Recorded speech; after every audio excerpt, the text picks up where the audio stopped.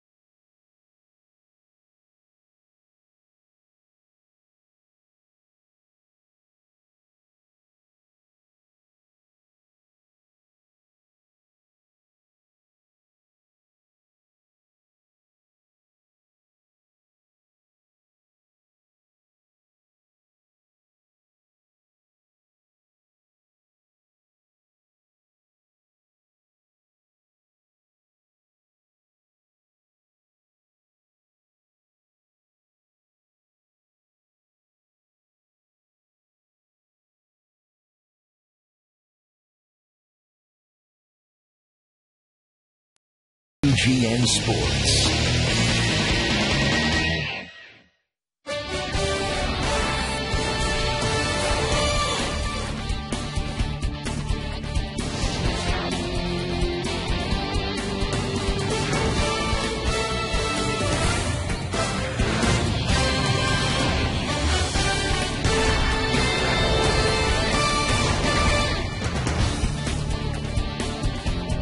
We're at beautiful Wrigley Field. You see the lake glistening in the sunshine today as we kick off the 4th of July weekend with Cubs baseball on WGN Sports. Game 2 of this holiday weekend series between the Reds and the Cubs. We welcome Cub fans from all over the country watching on WGN America, America's home for baseball. Hi again, everyone. Along with Bob Brenly, I'm Len Casper. 3-2 Reds in 10, the final yesterday. So the Cubs now a season worst, 11 under 500 and 10 and a half out in the division. Well, it's been a struggle to say the least, Len, and part of that is due to the fact the Cubs have struggled against their own division. We're going to show you a graphic in just a moment as you get a look at the Central Division standings going into play today. Yeah, the Reds a game and a half up on St. Louis. The Cardinals lost last night to Milwaukee. Cincinnati's played very well against the Central, 23-14, just the opposite for the Cubs, and that's been a huge problem. Yeah, there's been a tried and true axiom in the game of baseball. You have to play well within your own division if you expect to make the postseason, and also you have to play well at your home ballpark, and the Cubs are 2 games under here at Wrigley this year. Ryan Dempster facing his former team. I think consistency is the word you use in discussing his 2010. No question about it. He gives you a great effort every time out there. He's rediscovered his slider, which has become a really good pitch for him in his last couple of starts. Outstanding effort in Seattle. Same thing, salvaging the series against the White Sox, pitching a great game on Sunday. And when you think of Bronson Arroyo, I think 2 words come to mind: kitchen sink.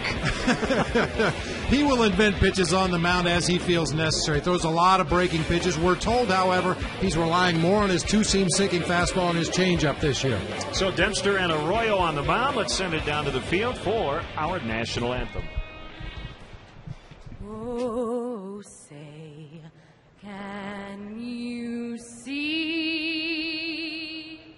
by the dawn's early light what so proudly we hailed at the twilight's last gleaming, whose broad stripes and bright stars through the perilous fight o'er the ramparts we watched were so gallantly streaming, and the rocket's red glare, the bombs bursting in air, gave proof through the night that our flag was still there. Oh, say does that star-spangled banner yet wave o'er the land of the free and the home above?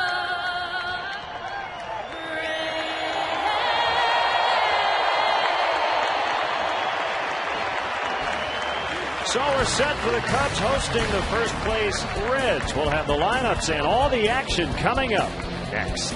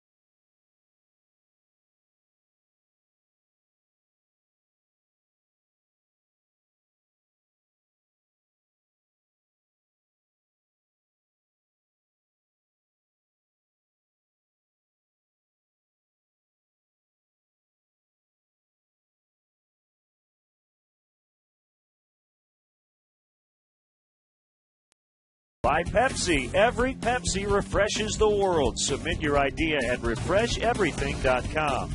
And by Illinois Lottery's newest game, Powerball Wednesday and Saturday jackpots start at $20 million. Aerial coverage today brought to you by DirecTV. Get every MLB game and the most in HD. Call 1-800-DirecTV.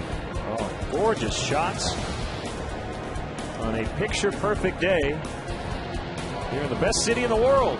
No question about it. Our AutoZone tip of the day was enjoy Chicago. This is a great city year-round, but nothing like Chicago in the summer.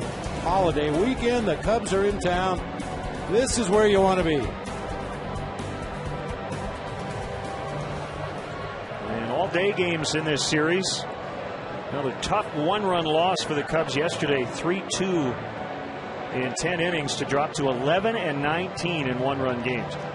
That stat, Bob, can change. It can be a bit random at times. Unfortunately, it hasn't really changed for the better at this point.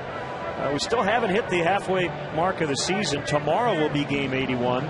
For the Cubs, let's hope the second half brings maybe a few more one-run wins. You know, I think, Len, sometimes we get carried away with guys having career seasons.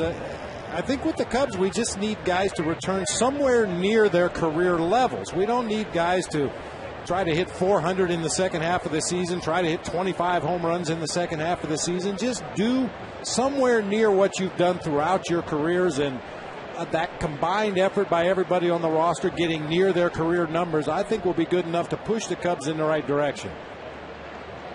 While we wait for the Cubs to take the field, let's meet today's Walgreens Celebrity Bat Kids. Chris Kozarowski from Poplar Grove, Illinois, and Julia Graff from Burns Harbor, Indiana. For more information on how you can be a Walgreens Celebrity Bat Kid, go to WGNradio.com. Walgreens, the pharmacy of the Chicago Cubs.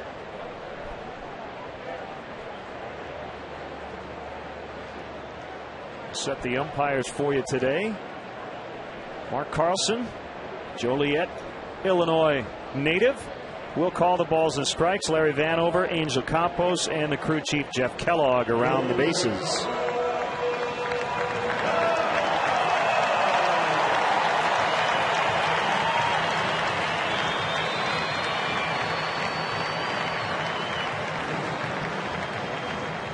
So Ryan Dempster will face this Cincinnati Reds lineup, written out by former Cubs skipper Dusty Baker. Phillips, Cabrera, Votto at the top.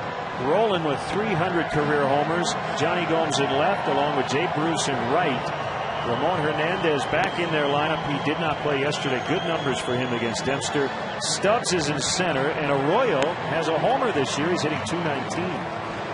Take a look at the Cubs defensively, brought to you by Pepsi. Every Pepsi refreshes the world. Tyler Colvin making his 12th start in left field. He's had 8 in center and 11 in right field, including the start in right yesterday. Marlon Byrd in center. Kosuke Fukudome over in right field. Ramirez, Castro, Fontenot, Lee across the infield today. Coy Hill behind the plate for right-hander Ryan Dempster. Lou getting as many left-handed bats in the lineup against Arroyo as he possibly can. As you take a look at Ryan Dempster's numbers on the season, he has been as consistent as anybody in this Cubs rotation and has suffered as much tough luck as anybody in the Cubs rotation. 33 years old, 6'2", 215, from Gibsons, British Columbia. And with this start today, his 243rd, he's now in sole possession of the second most starts among Canadian-born pitchers in Major League history. Moves ahead of Kurt McCaskill. And only Hall of Famer Fergie Jenkins has made more starts among Canadian-born pitchers, 594. So if Dempster can pitch until he's about 44, he has a chance to catch Fergie. The Reds, the top-rated offense in the run-scoring department in the entire National League. Brandon Phillips takes a strike on a fastball, and we're underway.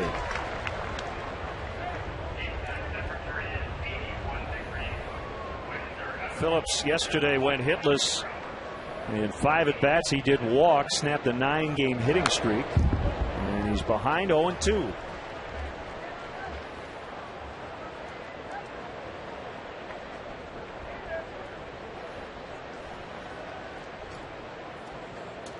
Orlando Cabrera and Joey Votto to follow here in the first. Just missed inside. 1-2. Now, most starting pitchers at the major league level will spend the first inning or two of a ball game probing that strike zone, trying to find out what they're going to get on a given day and what they're not going to get. Based on that last pitch, I'd say you're not going to get much wiggle room on that inside corner. Oh, my. And that confirms it. Yeah. Just in case you weren't sure by the pitch before, here comes another sinker. McCoy pushes it back there just a little bit. In Ryan Dempster's defense, if you're going to miss that inside corner, that's where you want to miss, a little bit further in. Votto, or rather Phillips, went around for strike 3 and the first out. Let's get our Chrysler game forecast. 81 degrees. Technically the wind blowing in a little bit more right to left out of the east at 5. Brought to you by Chrysler. For more info on our vehicle lineup, log on to Chrysler.com or stop by your Chicagoland or Northwest Indiana Chrysler dealer today. And all kinds of great aerial shots this afternoon from the blimp. Orlando Cabrera turns on it. Colvin coming over. He's got it.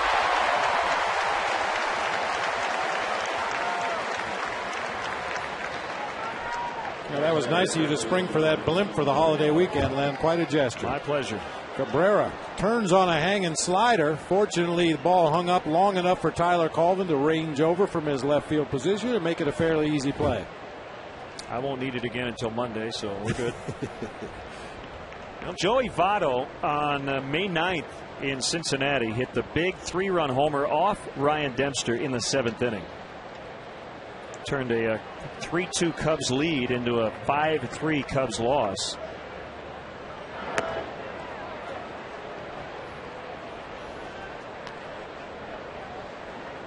A couple of guys celebrating Canada Day.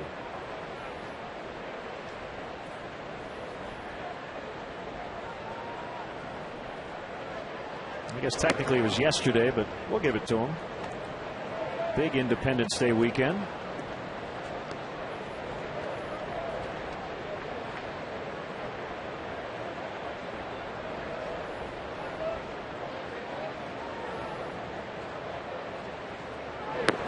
That's a strike. It's 2-1 to Votto.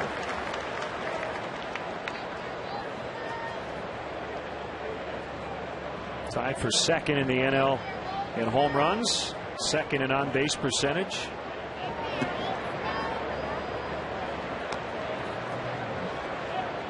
You can email us at LennonBob@Tribune.com or follow us at Twitter.com/LennonBob.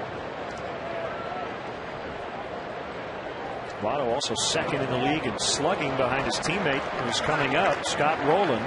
Votto takes the 2-out walk. Joey Votto's going to be on that all-star team. And that gives him now a 40-game on-base streak.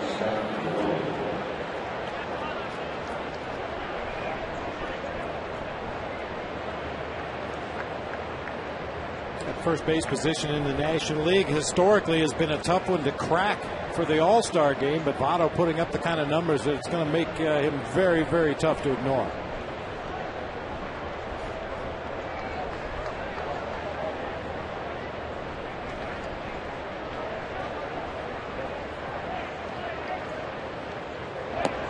Low and outside. Ball 1. And this is not unusual for Ryan Dempster either, to struggle a little bit in the first inning. I mentioned he's trying to establish the strike zone that Mark Carlson is going to call today, but he's also trying to establish his own pitches, and there have been games where he's gotten into trouble early and then found his release point very quickly after the first inning and settled in and pitched a great ball game. You just hope he can get through the first inning unscathed. There you see 11 earned runs in 16 first innings this year.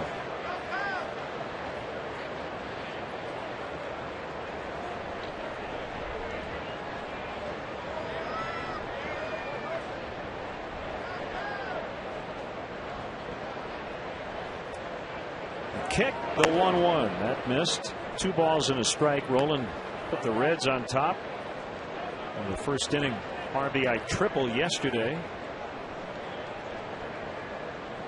What a career he's had. Hit that 300th home run Monday against the Phillies. Really wanted to hit it on Sunday with his parents at the game celebrating their 45th anniversary, but he admitted later it worked out great. No distractions on Sunday, as Castro will throw, and then a homer Monday. Dempster gets through the top of the first without allowing a run. The Cubs will go after Bronson Arroyo when we come back.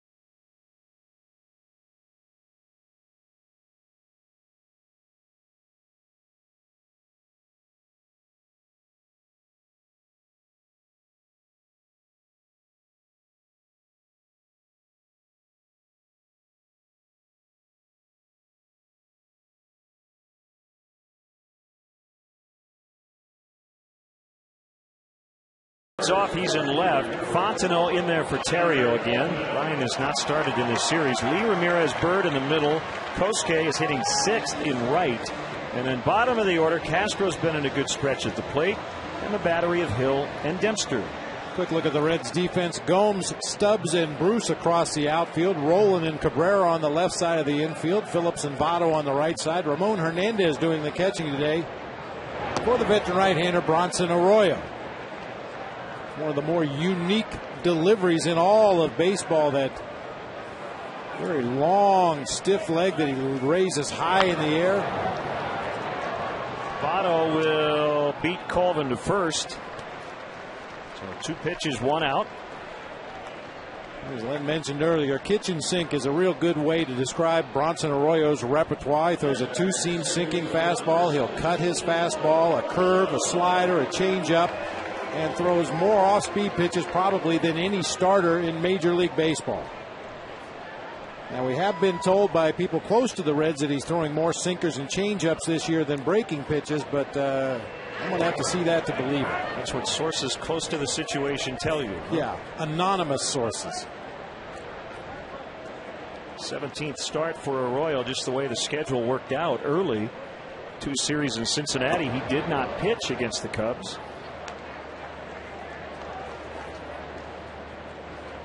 1 ball, 1 strike to Mike Fontenot. We saw Jeff Baker at second yesterday. Hooked on the ground foul. Pass to Vanda Jesus, and Votto will give it to a kid. Nicely done.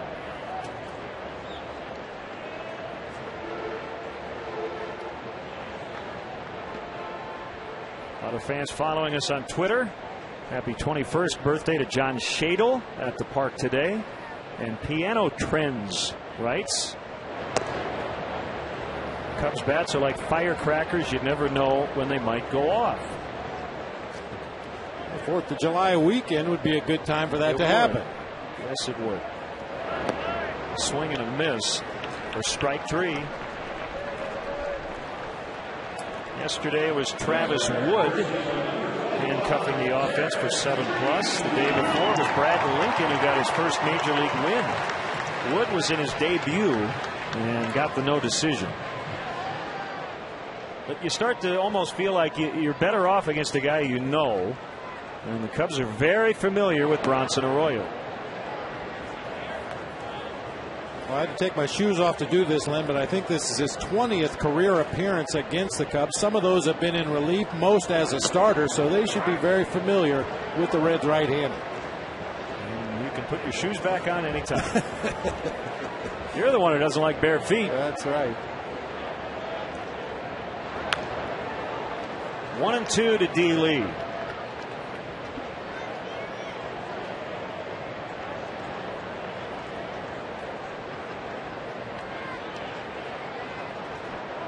Well, we talk about when a guy's struggling, you can't hit an 8-run homer. And I think when it comes to this Cubs season, you can't win 10 games in one day. So you just have to forget about the big picture and think what's right in front of me at this moment. Scott rolling with a high throw, but Votto stays on the bag, and Arroyo works a 1-2-3 first, 0-0 after 1.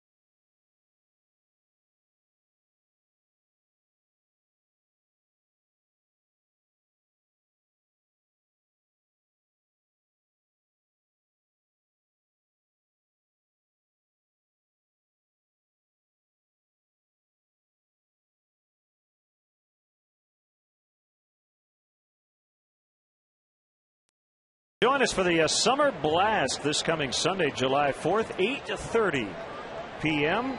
Paul Conrad at WGN and Eric Ferguson from WTMX, along with Lourdes Duarte and Marcus Leshock, will be hosting live coverage of the city's new fireworks show from 3 locations: Navy Pier, Montrose Beach, and 63rd Street Beach.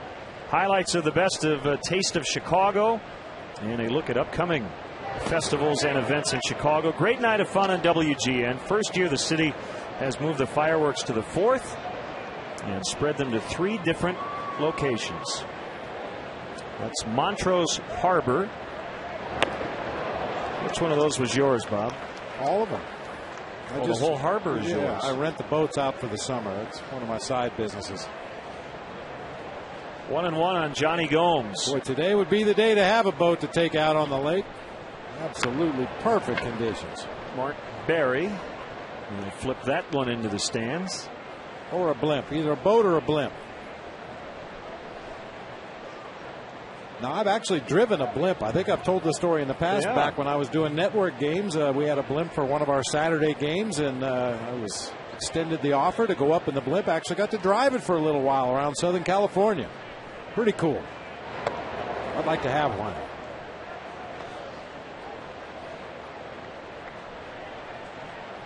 A blimp and a big box of water balloons.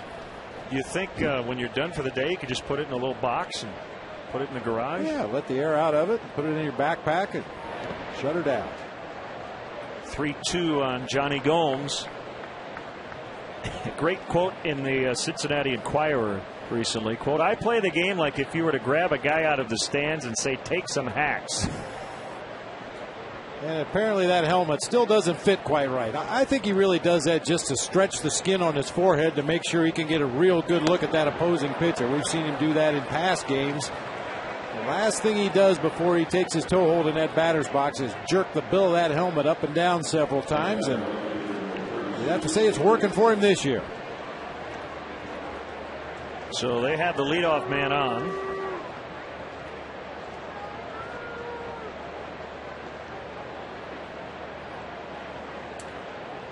And now Jay Bruce.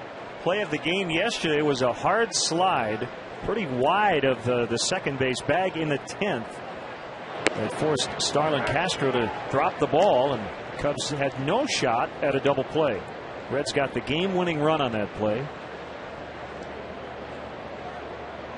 I don't believe Starlin would have had an opportunity to turn the double play anyway with Drew Stubbs running down the first baseline, but Jay Bruce made sure that that was not a possibility with his hard slide at second base.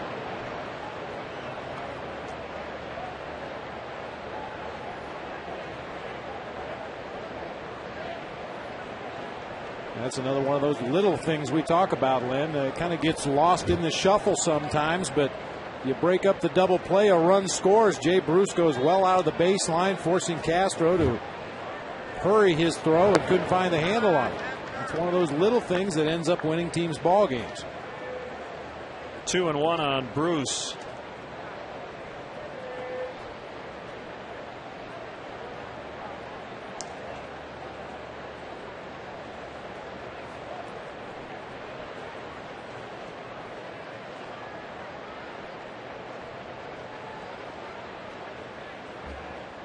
We're only halfway home, but the Reds came into this season having put up 9 consecutive losing campaigns. Their last winning season was under Jack McKeon 10 years ago. Well, they come into today 10 over and a game and a half up on St. Louis. Outside corner to make it 2-2. Since Jack McKeon, they've had 6 different managers. Dusty's in his 3rd year.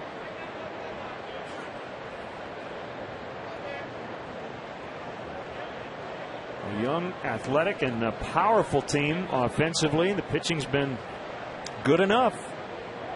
Runner goes on the 2-2 and a pop-up. And Gomes will have to head back to first as Fontenot puts it away. Hey fans, on Sunday the Cubs host these Reds right here at Wrigley Field. Game time is 1:20, but be sure to arrive early. The first 10,000 fans will receive a Cubs 4th of July hat, compliments of ballpark friends.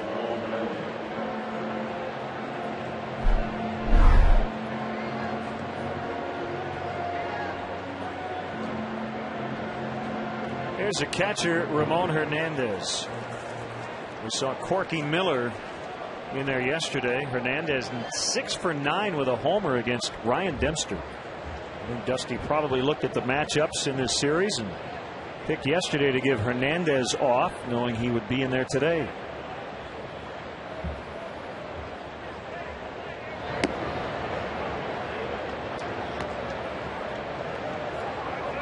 We never really got a shot of it when he was here because, you know, you don't want to give away your secrets. But I saw Dusty in his office today, Bob, and he was working on his cheat sheet. He can probably only read it. Usually just a small card, and he fills it out every single day. All the matchups. In this day and age of computers, he looks at all the printouts, but he still likes to write it in pen.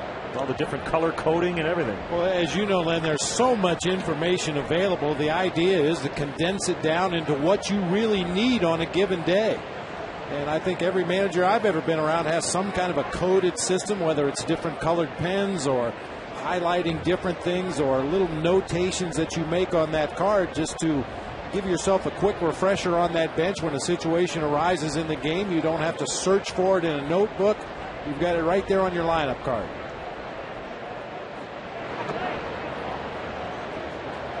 Which bench players you like matched up against the opposing team's relief pitchers? Which of your relief pitchers do you like matched up against certain hitters in the opposing lineup? Maybe some things that they do defensively in bunt plays that you want to keep an eye out for.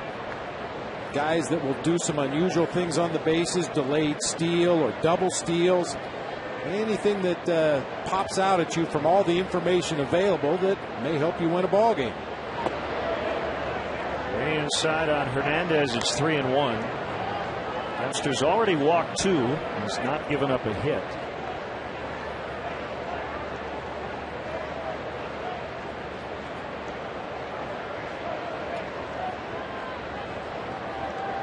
And 96 lifetime. 43 of his 93 wins have come as a Cub. Runner goes on the 3-1, swing and a miss, throw to second, and Fontenot did a good job just to keep it out of center. So stolen base for Johnny Gomes, who was caught yesterday.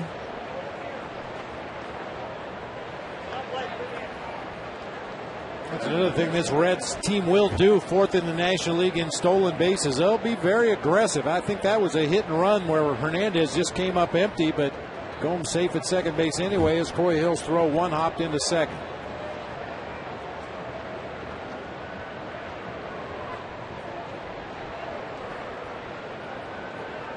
And the 3-2 pitch, and Hernandez went around, strike 3. Both of Dempster's strikeouts have been in the 3/4 swings. Phillips in the first, and now Hernandez here in the second. I think both came on the slider. That's a pitch that's been really good for Ryan over his last 3 or 4 starts. He's been able to change speeds on that slider, throw it in the strike zone when he wants to, bounce it in the dirt when he wants to.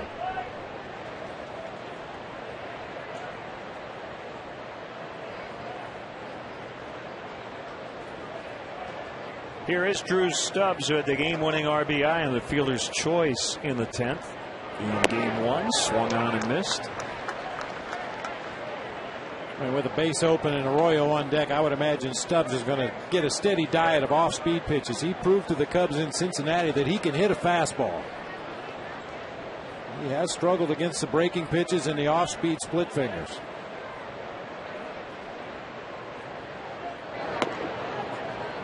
In on his hands, 1-1. Normally, this is the only day game in baseball on a Friday, but in New York, the Yankees hosting the Blue Jays in a matinee, and it's 1-0 Yanks. On the top of the 6th, A.J. Burnett trying to snap a 5-game skid as he faces Brett Cecil. Castro picks it up and throws across to get, no, Stubbs is safe. He beat the throw. He tried to help the first base umpire Larry Vanover with a safe call, and that was in fact the call. Here comes Lou, runners at first and third, inning still alive.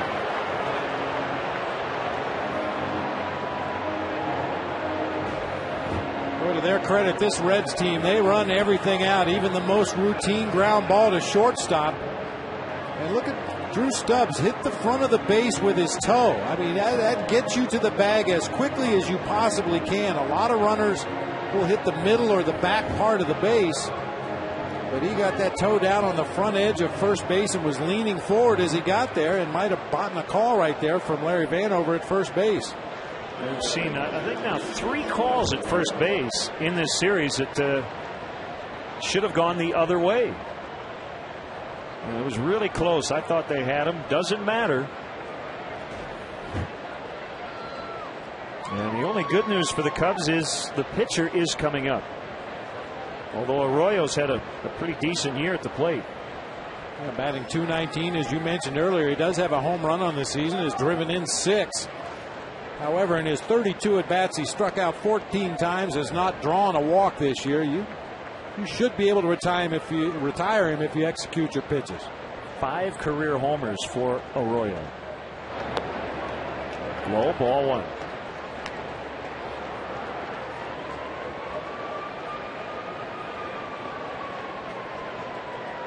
Yeah, normally in this situation, you wouldn't see Drew Stubbs at first base even thinking about stealing with the pitcher at the plate, but I wouldn't be a bit surprised to see the Reds be really aggressive and try to steal one here, even though it's the pitcher at the plate.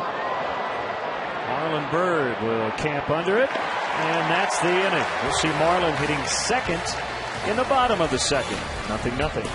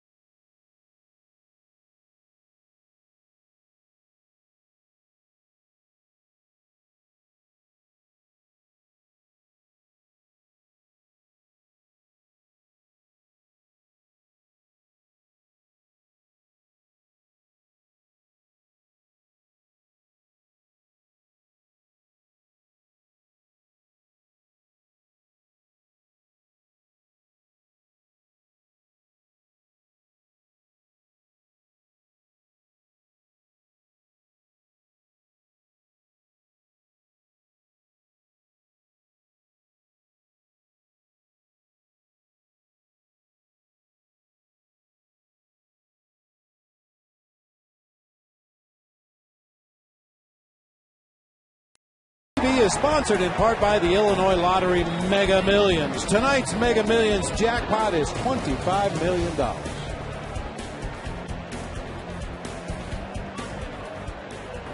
No score as we play the bottom of the second. Ramirez, Bird, and Fukudome against veteran righty Bronson Arroyo. 33-year-old righty. Inside, ball one.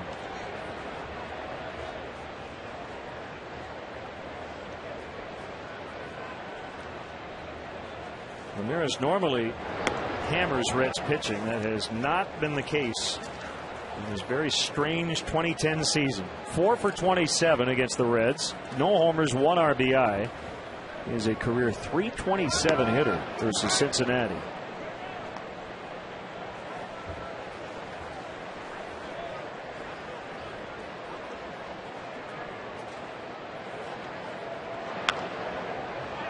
Fair ball, backhanded by Roland. Long throw to Votto, and he stayed on the base to get the out. A couple of tosses that were not right on the bag by Roland, but Joey Votto helping him out.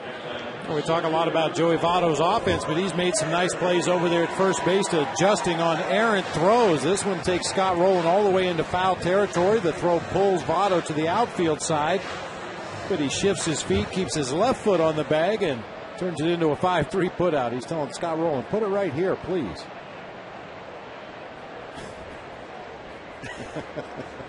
You know, that's subtle, Bob. That's one of those things you can do when you're winning. Oh, yeah. You can tweak each other, you can laugh, you can have fun. But if you do that when you're 11 under, it could get misinterpreted. And that'll sneak past Cabrera, or maybe interpreted correctly in some cases. Bird with a 1-out hit.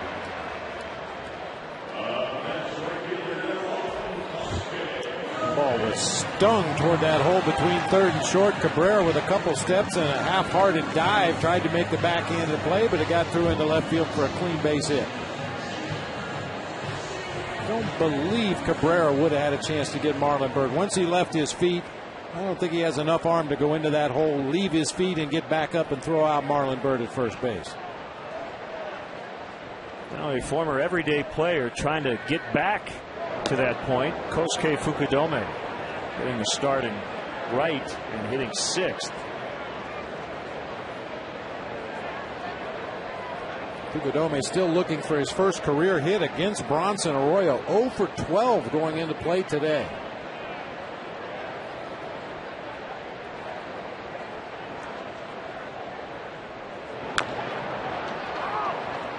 And was it foul? I think it hit Kosuke's foot. And it's foul. 0-2. Bird will head back to first.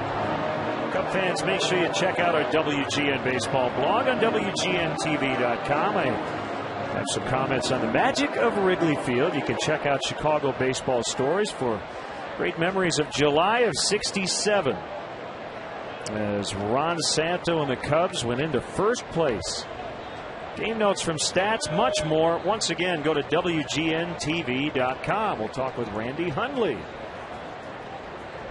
about that magical month of July of '67, as he will handle the stretch today.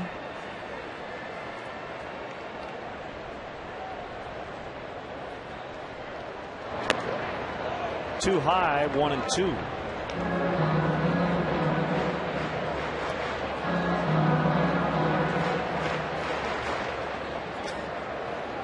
So Cub fans have a pastor who is a Reds fan, and they don't want to hear about it on Sunday.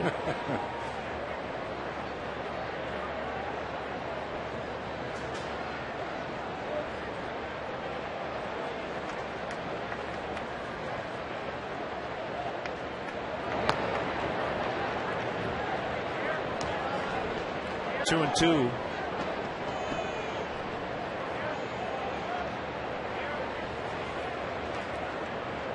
Cubs are just 2-5 versus the Reds, and as we talked about just before the game started, they're 9 under against the division. That's a big problem. You have the unbalanced schedule, so a lot of games against your own division, and it has been a problem for the Cubs this season, especially against two teams behind them, Houston and Pittsburgh. They're 3-9 against the last place Pirates. Bird runs, ball 4. Good comeback in that at bat by Fukudome. It was 0-2 at one point.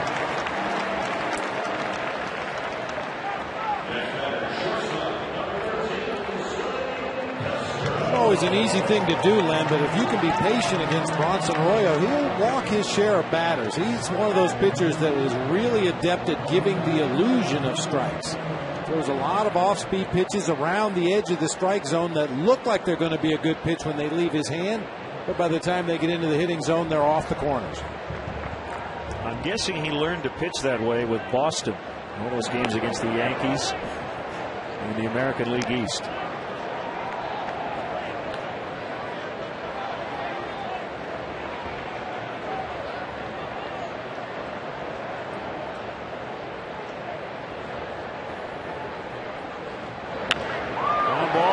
Rolling up with it quickly. They get one. Safe at first.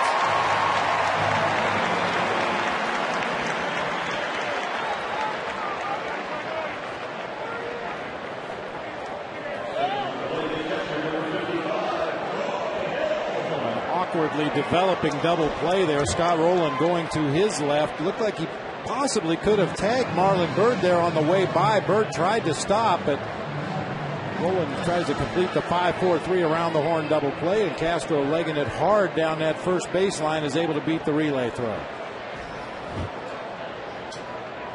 Coy Hill with his third start on the homestand.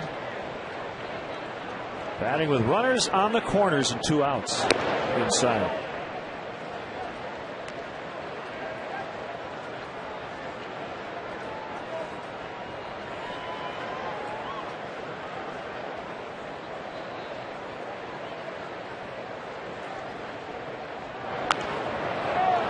Votto will backhand and get to first in plenty of time to end the inning. A single, a walk, no runs. Off to the third, 0-0.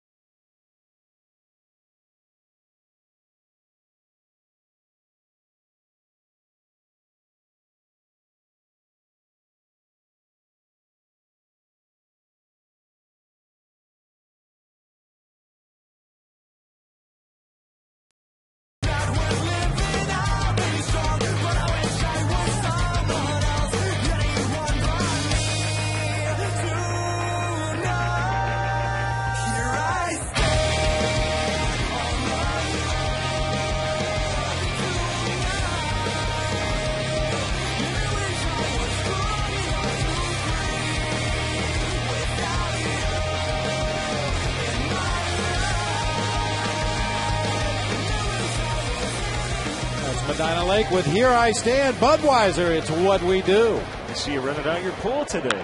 Well, you're a giving guy as Brandon Phillips goes deep and out just into the basket in the well area to make it 1-0.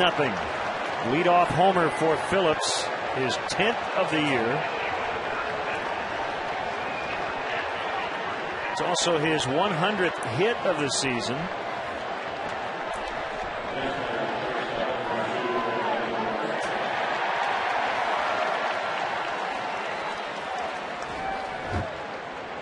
Brandon Phillips, not your prototypical leadoff hitter. He's not going to bunt much. He will steal some bases if he gets on, but he can flex his muscles. He tucked that ball just inside the basket, as you said, right at that well area. That's about as short as you can hit a home run here at Wrigley Field in that particular area.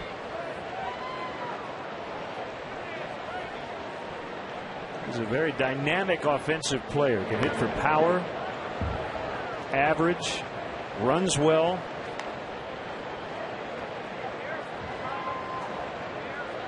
Gold Glove caliber defender. He's putting together a pretty special season. 0-2 on the way to Cabrera. That's up and in.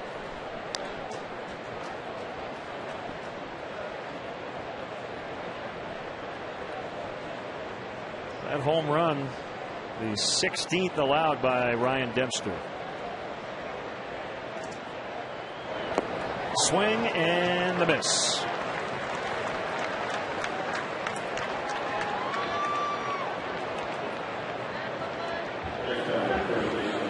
Bob, with the Thirst Camp song, it was from Medina Lake. The bass player from that band, a Good Samaritan. I don't know if you saw the story, but Matthew Leone was trying to help a woman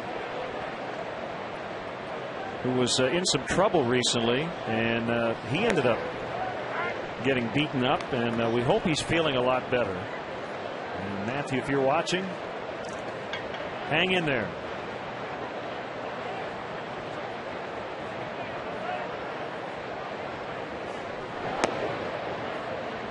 One ball, one strike to Joey Votto.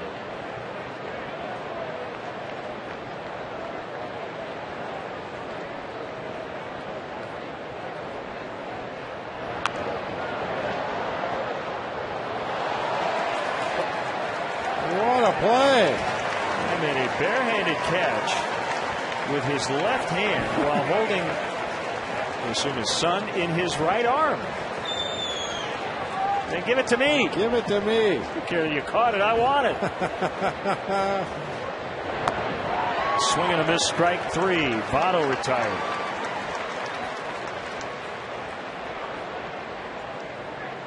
That's where you're headed after the game, right? Oh, yeah. They saved me a spot out there.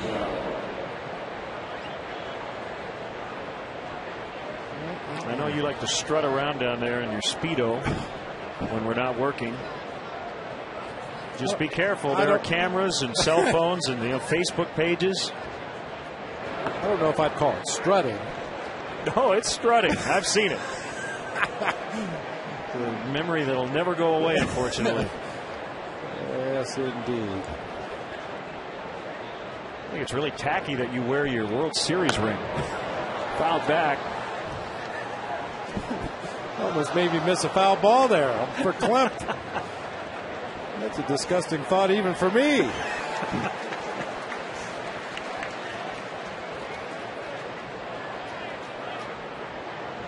Well, it's especially a contrast, you know, when you wear your tank top and your board shorts to the beach with a sweater.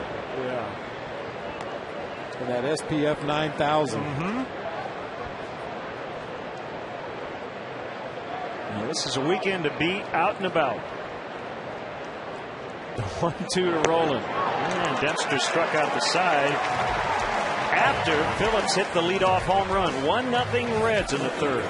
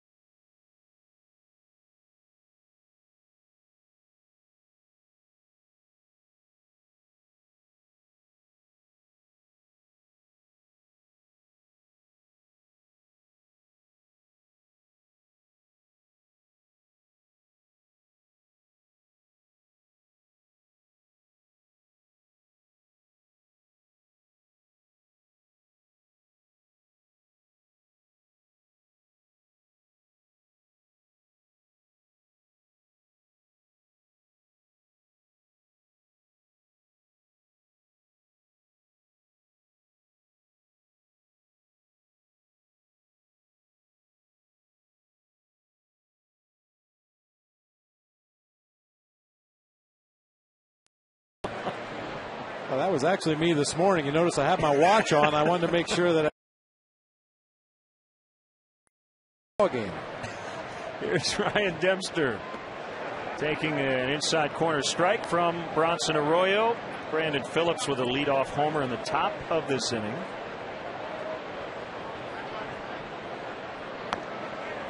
One and one.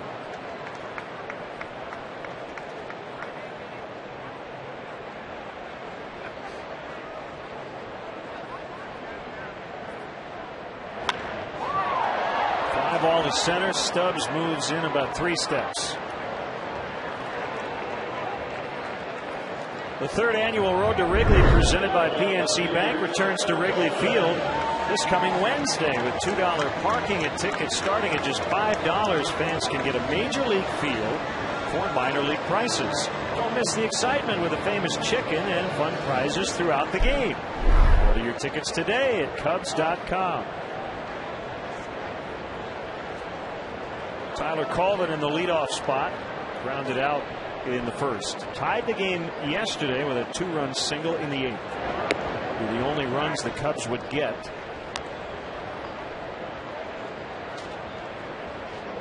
They have scored 6 runs in the first 4 games plus on this homestand.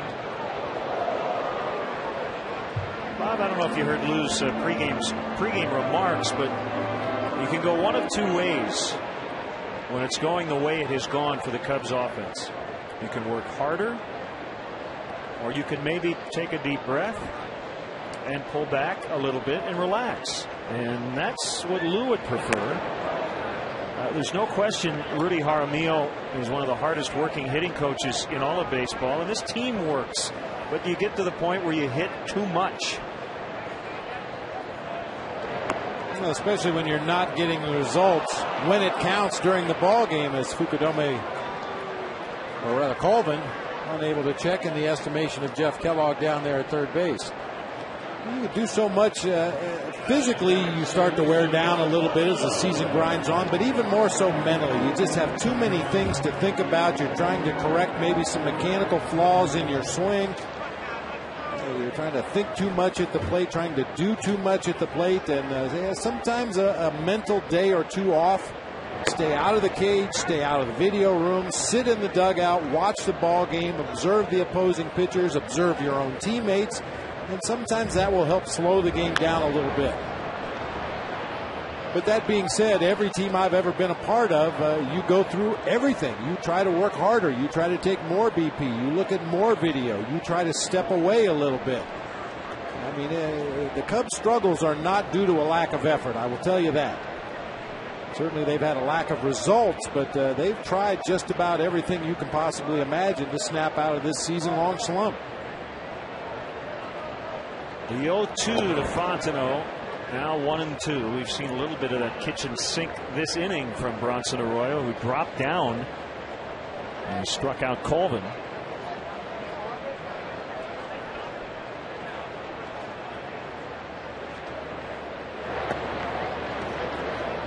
Backdoor curve outside. 2 balls, 2 strikes.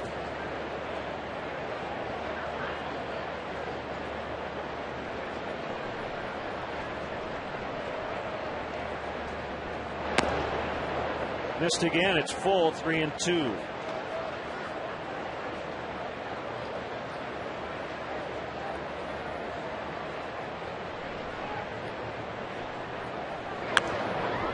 Fouled off. We'll do it again. Derek Lee on deck. This is the kind of day Cubs might need to hit a couple of home runs. The wind is not going to impede them in that regard for the righties hitting the ball to left. A little tougher to pull one to right for a guy like Fontenot. This is a Reds offense that can score runs in bunches. And even if you get a lead, you're never quite in the clear. They lead the majors in comeback wins and at last at bat victories.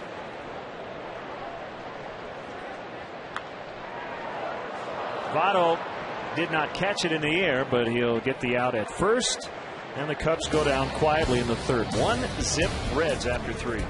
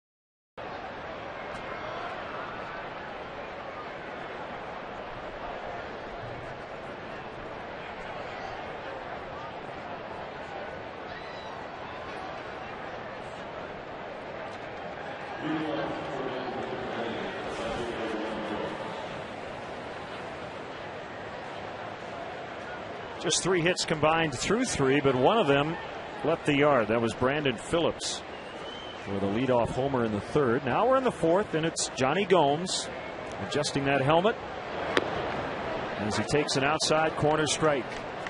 Yeah, first he works on the batting gloves. He takes his toe hold in that box. Eventually he's going to grab the bill of that helmet.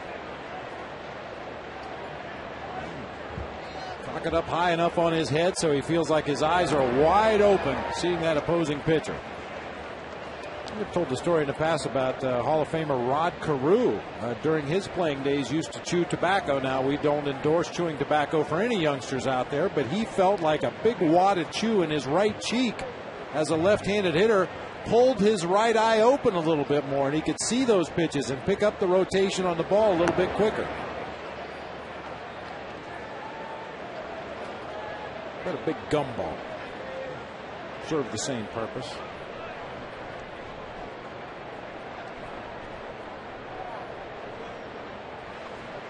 The 1-2 on the way, and he pops it up.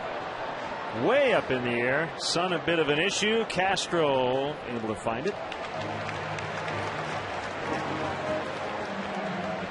Let's check out who's moving forward with Toyota. When you think of Ryan Dempster, you don't usually think of him as a strikeout pitcher, but 11 times this year he struck out 7 or more in a ball game, and there are some big-time strikeout pitchers on that list. Ryan Dempster at the top. 11 of his 17 starts this year, at least 7 strikeouts. Toyota and your local Toyota dealers, official partners of the Chicago Cubs. Jay Bruce fouls off to the left.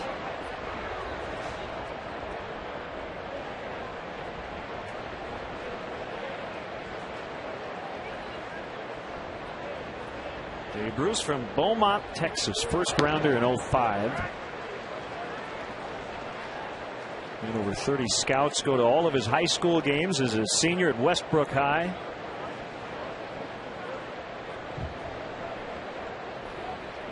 Missed a couple months last year with a fractured right wrist.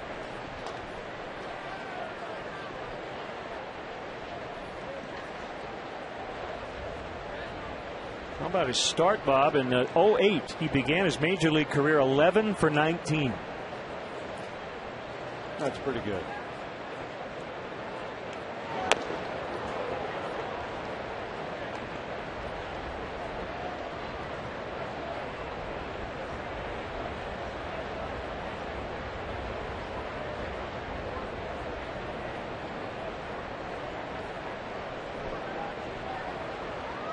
Kick the 2-2.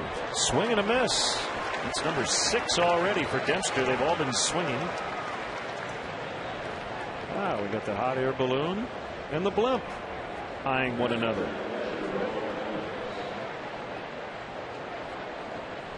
Navy Pier, a popular destination. Always, but especially this time of the year.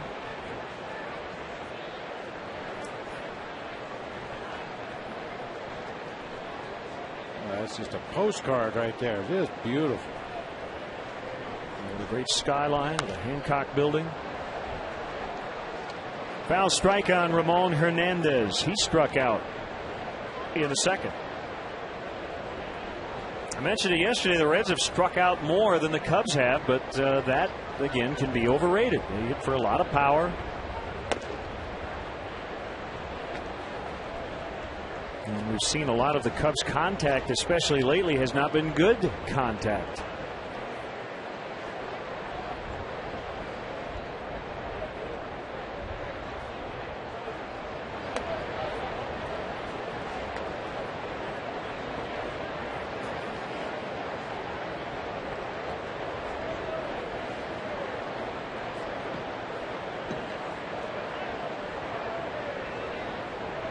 Demp gets a sign from Coy Hill, and it's now 3-1.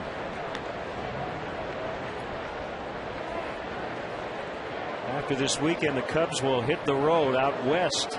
3 in Arizona. Big shakeup there. We'll get into that later, as they fired their GM and their manager, and then 4 in LA before the All-Star break. Cubs will find out who will represent them on Sunday.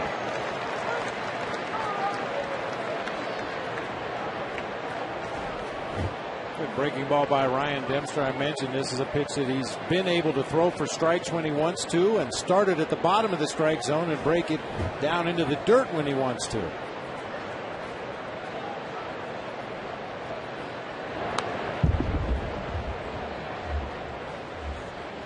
Hey, make sure you come on out July 21st at the House of Blues Chicago, the Dempster Foundation Casino Night and Concert, as they Strikeout 22Q. And for more information, DempsterFamilyFoundation.org/casino night. I'll be there helping MC the event. As Hernandez strikes out, he went around. Special musical guest, Jaron and the Long Road to Love on July 21st for a great cause. 1-0 Cincinnati.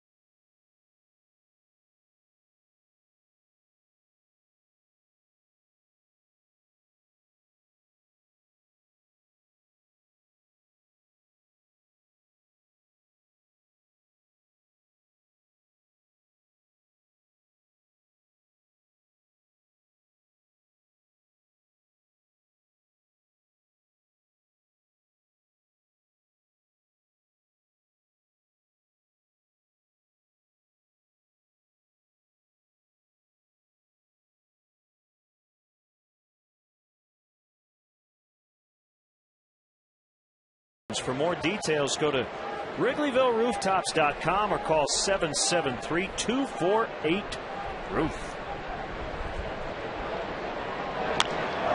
Derek Lee on a breaking ball.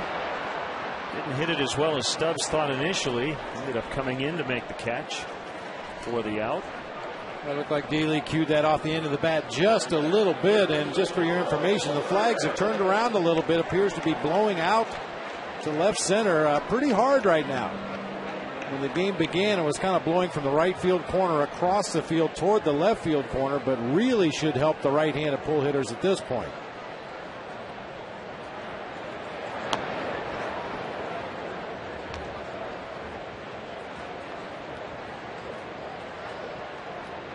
Great shot from just above the corner of Waveland and Sheffield.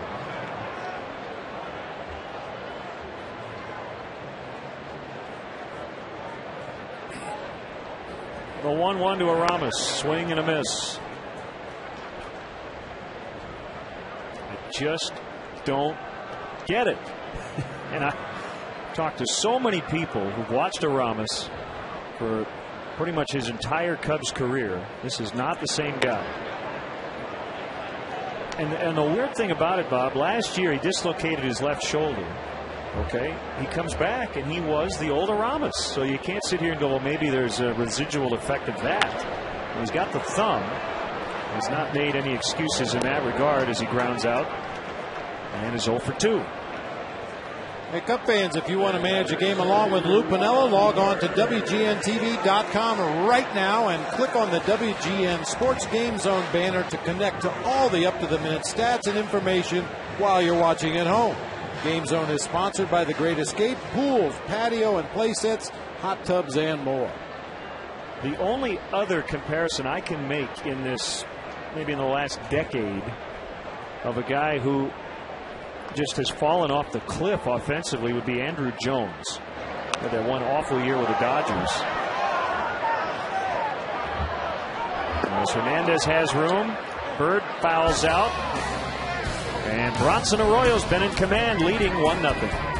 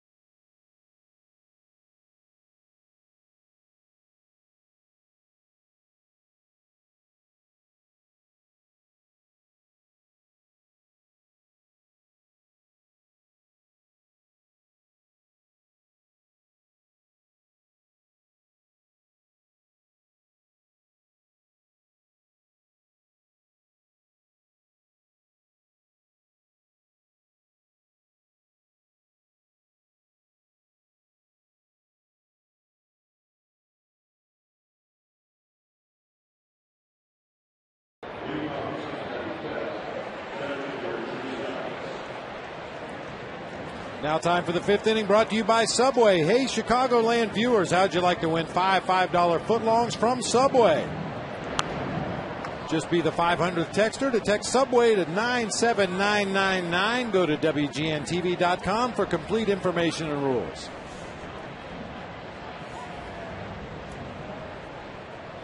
One nothing Cincinnati on a leadoff homer in the third by Brandon Phillips, who will hit third in the fifth. 1-1 on number 8 hitter Drew Stubbs. Beat out an infield hit in the second.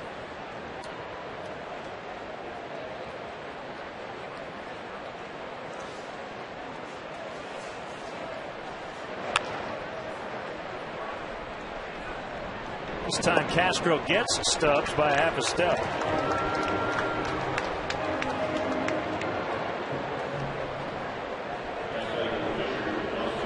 Aerial coverage brought to you by DirecTV. Get every MLB game and the most in HD. Call 1-800-DirecTV. I want to send out a very happy 90th birthday wish to Chicago legend and public relations pioneer Dan Edelman. The big day coming up tomorrow. Dan, we wish you a very happy birthday. So another big birthday today, Len. Gary Stark, the heralded right-hand man of Otis Tom Hellman. Is he 90? Yeah, well, I don't know if he's 90, but Gary Stark does such a great job along with Tom Hellman and the rest of the staff down there in the Cubs clubhouse, keeping the players in clean uniforms and their bellies full. Gary, have a great day.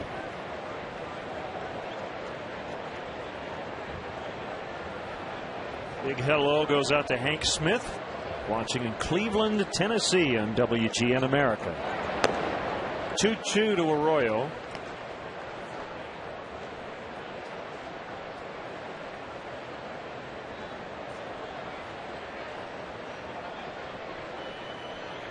Gary Stark also fancies himself a pretty good bass fisherman. How would you rate him? Well, in the group of us that go fishing, I'd say he's probably second. And who would number 1 be? Well, I hate to blow my own horn, but I think I am well ahead of Otis and Gary so far. Of course, it's early in the season, plenty of time to catch up. Swing and a miss. 8 for Dempster. Let's step aside and see what's coming up on WGN.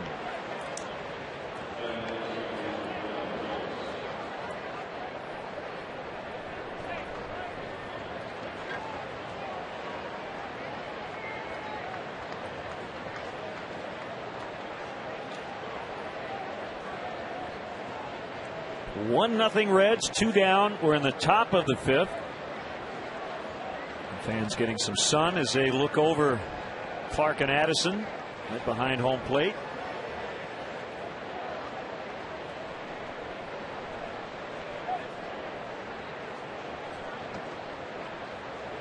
And Brandon Phillips will hit.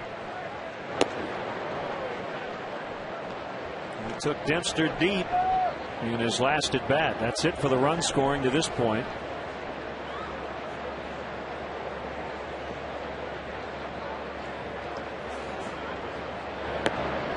Called strike, 1-1.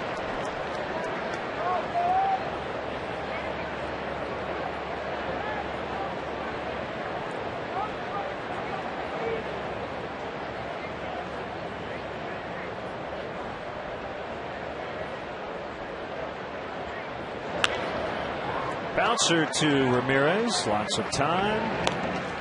Inning over. Bottom 5. Cubs with just 1 hit so far as they try to finally get to Bronson Arroyo.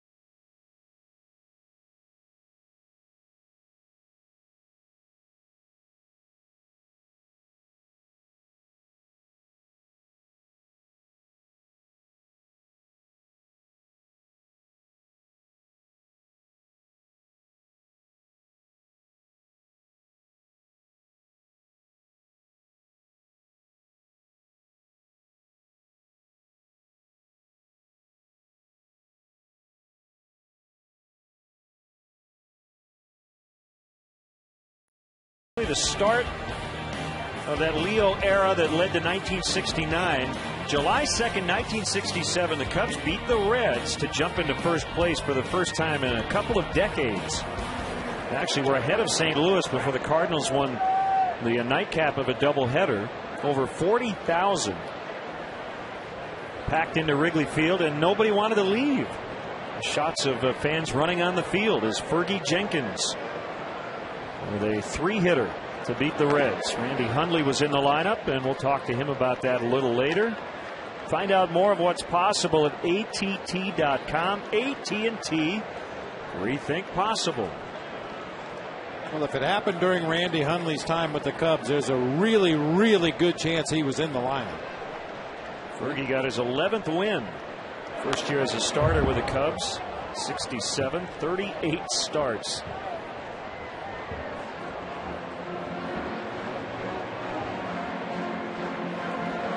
Hundley hit 7th. And a double and an RBI on Santo. Hit cleanup. And went 1 for 4 with a run.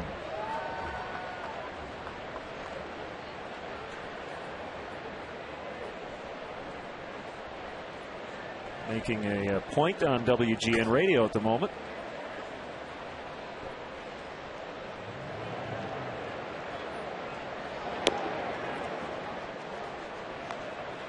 Inside to Kosuke. 1-2.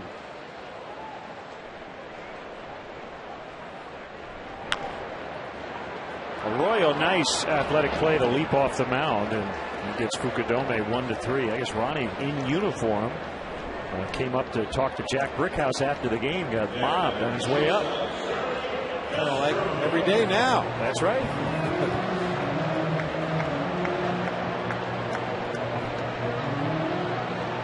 Sure, nobody was happier to see the Cubs in first than Jack, considering that long dry spell. And when we say first place, we mean first place in the National League, not in the NL Central or the NL East. No divisions at that time. You had to win the NL. Now, what was the famous Leo line the year before? This is not an 8th place team, and they finished 10th. He was right. They would go on to finish 3rd in 1967.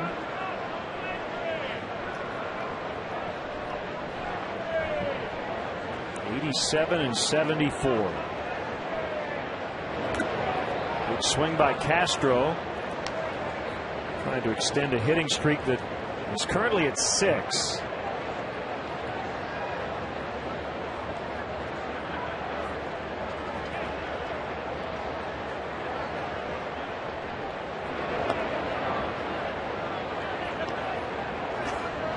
It's worked for him, but you have to think that leg kick. I mean, is it all helpful, or is it just a little style? It's so unique. Nobody else comes close to this leg kick. Bronson Arroyo. That's clubbed deep to left, but he got out in front and pulled it foul. I think, like with most pitchers at the major league level, it just kind of evolved. He maybe was doing it on a side session in the bullpen one time, and sends that leg straight out and up, and then bends it on the way down. And I think probably over time he realized that it's somewhat of a distraction to the hitter, and just incorporated it into his delivery on a full-time basis. Well, it looks cool. And again, it has worked for Bronson Arroyo. 15-game winner each of the last 2 years. Another one hit hard, but foul.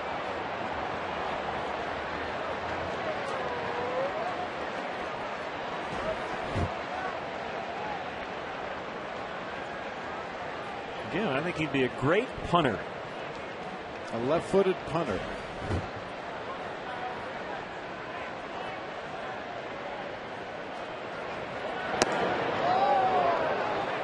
And it's not unusual for our 7th inning guests to come up here and sing the stretch and then promote their in-town gigs that they may happen to be playing. I'm surprised Bronson Arroyo isn't playing a gig in town this weekend. There's a CD called Covering the Bases. It's been out since July of '05. Man. Castro is showing some outward frustration for the first time in the big league. He slammed his bat down as he lined out to Roland. That's the second time in 2 days he's lined out to the Reds' third baseman. Hit this ball right on the button. Waited back on a changeup, hit it hard, but couldn't even get a step out of the batter's box before Roland snagged that liner. That does get a little frustrating. Anyway, back to Bronson Arroyo, a CD called Covering the Bases. He released it in July of '05, and it debuted at #1 on the charts in Boston, Providence, and Springfield, Mass. And Mike Inez, the bassist for Alice in Chains. Ozzy Osbourne also he played bass for. Johnny Damon and Stephen King, the author, sang some background on that CD, and he donates half the money for every CD to Reds charities. Now, it debuted at #2 in Portland, Maine. That's a little disappointing on the sales in Portland.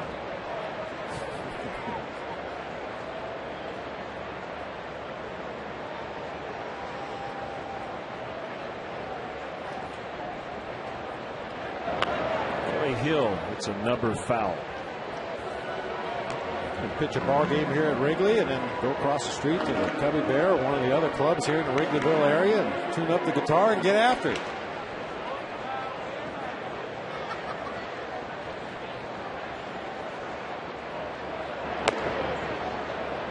One and two.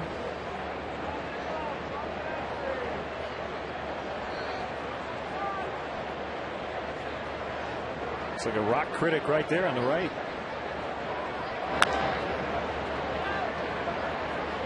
Phillips picks it up, and Arroyo mowing him down. Only one hit allowed through 5. 1-0 Cincinnati.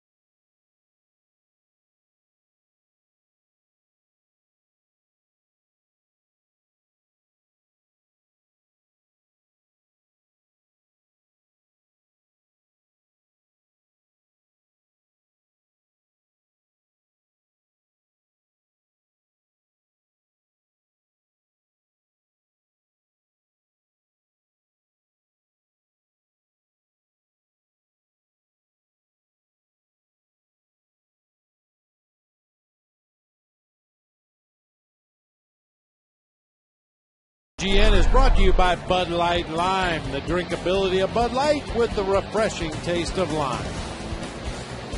And the new bottle is available throughout Chicagoland. Make sure you check it out. Stanley Cup champion Blackhawks limited edition bottle of Bud Light.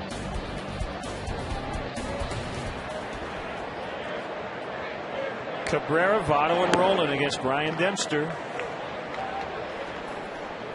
Cubs being shut out on 1 hit through 5. They've only had base runners in 1 of the first 5 innings. Meanwhile, Ryan Dempster has fanned 8, and he's 0-2 on Orlando Cabrera.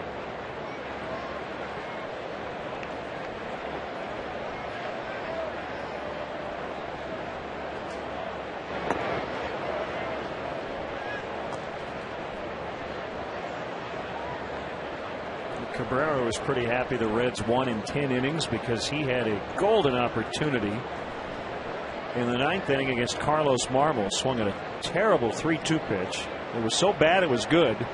Slider that was way off the plate. It would have forced in the go-ahead run if he had not swung at it. But the Reds would come through in the next inning. Well, my words to Orlando Cabrera would be, don't feel like the Lone Ranger, because Carlos Marmol has made a bunch of hitters look silly this year.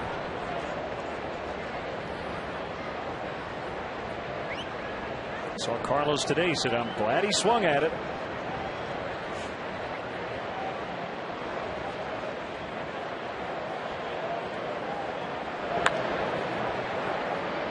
Bouncing ball to Fontenot, takes care of Cabrera.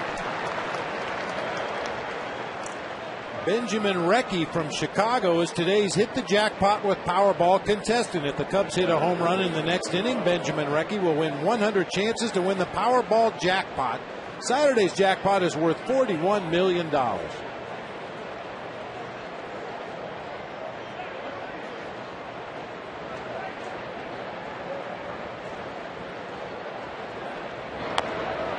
inside to Votto, who has walked and struck out.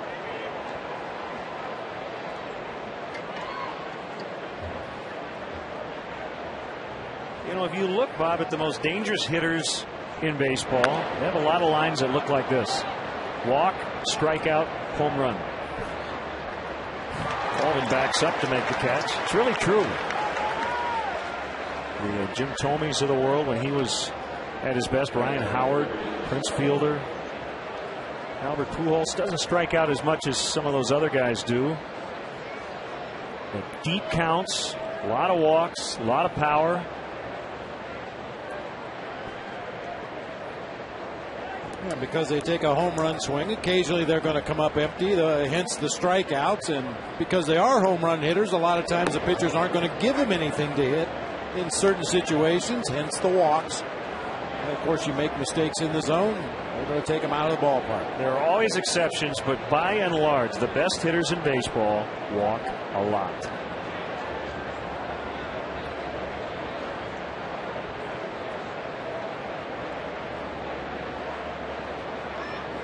If you don't, in order to have a really good on-base percentage, you got to hit about 350. And that's very difficult to do.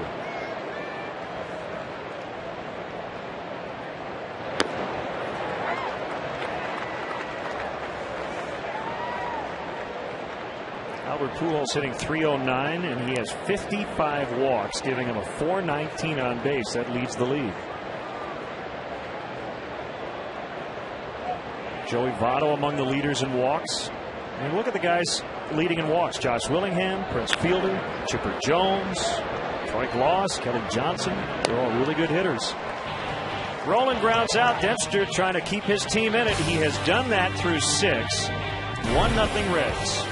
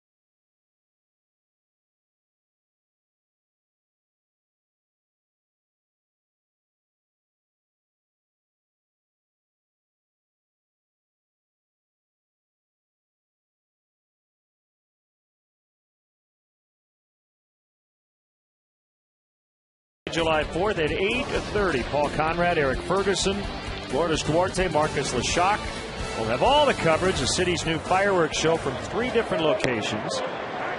Highlights of the best of Taste of Chicago. We'll look at upcoming fests and events.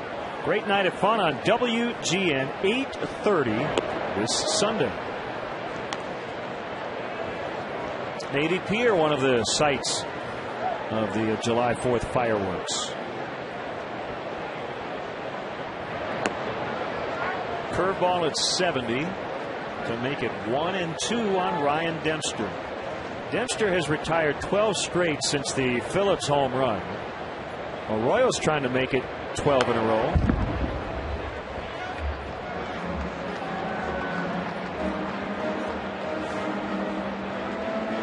Warm temperatures, and again the wind shifting and dying down. This would appear to be an afternoon ripe for offense, but that has not been the case. Called strike 3. It's only 3 Ks for Arroyo, but he's been very effective. And all about the pitchers here today. Haven't even really been that many outstanding defensive plays. Just 2 guys that have been hitting their spots with consistency. And in the case of Bronson Arroyo, pitching against a ball club that's really struggled offensively.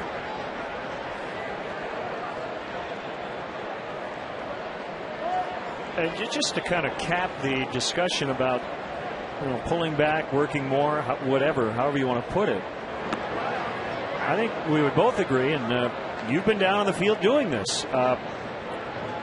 Sometimes, especially when you're at the plate, pressing, gripping that bat a little harder, trying harder, that doesn't work. Not in this sport. You can't be angry going to the plate. That's not going to help. This could be controlled aggression. You want to be aggressive when you decide that you're going to let that bat go, but right up until that moment, that's why you see a lot of hitters with the loose fingers on the bat. Or we saw Alex Rios from the White Sox with that very relaxed stance, drops his hands way down around his waist. Anything to relieve tension in your wrists and forearms until that instant that you decide to pull the trigger. Only then should you feel the tension in your hands and your arms as you drive that bat into the hitting zone. Arroyo could not get it. Barehanded by Cabrera. What a play. Woo. Made it look easy.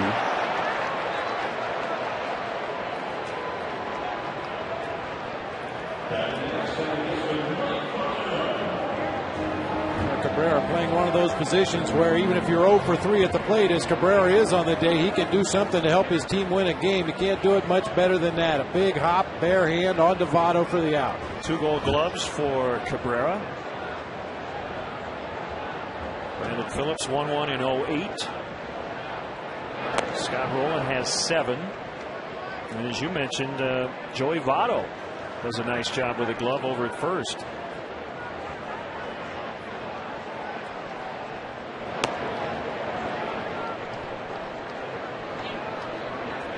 Yeah, first base, shortstop, and catcher for me are 3 positions where you can offset an 0 for day at the plate by what you do defensively with your glove. Shortstop usually gets more plays rather than anybody else on the infield. He handles the ball on cutoffs and relays. Obviously, the catcher's involved in every pitch of the ball game, and the first baseman can save some errors and base hits by picking balls out of the dirt or shifting, as we've seen Joey Votto do today. I can't imagine if you were a corner outfielder and had an 0 for 5 day at the plate and didn't get a ball hit to you in the outfield all afternoon, and that can certainly happen. You just feel like you were ineffective all day long. Line in the left for a base hit. First for the Cubs since the Bird single in the second.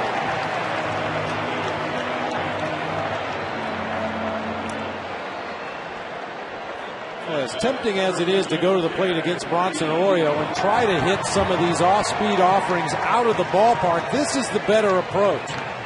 Let the ball travel, let it get deep into the hitting zone, and be content to take your hits to the opposite field.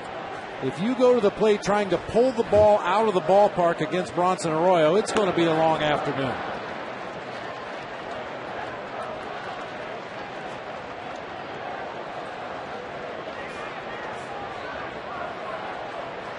They're 2 for 17 now on the homestand. 2 balls, no strikes. Arroyo has walked 1. That was Fukudome in the second.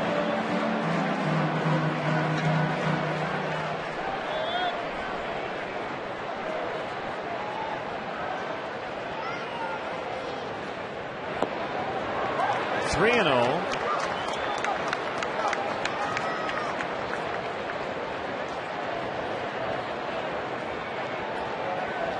Ramos next. He was grounded out both times. Goes with a curveball to make it 3-1. Sums up Arroyo right there. How many guys are going to throw a 3-0 curveball at 74? Any pitch in any count to any hitter. That's his motto. Ball 4. That'll bring up Ramirez.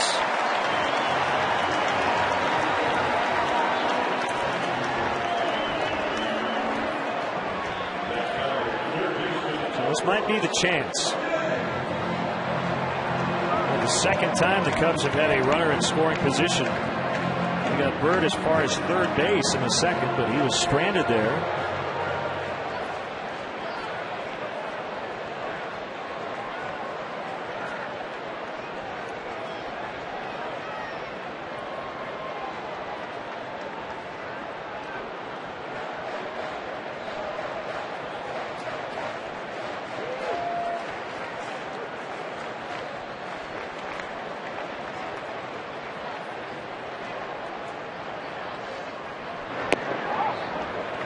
Ball one. The other thing to note when we talk about Aramis, it's not as if he's 38. He just turned 32 years old.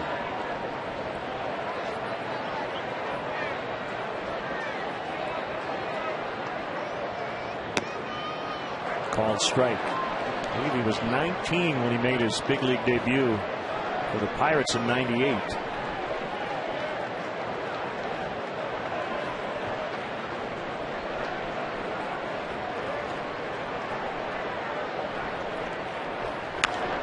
Ground ball to Roland. This will end the inning. He gets it to Phillips as they force Derek Lee. Beautiful day in Chicago. Reds 1, Cubs nothing.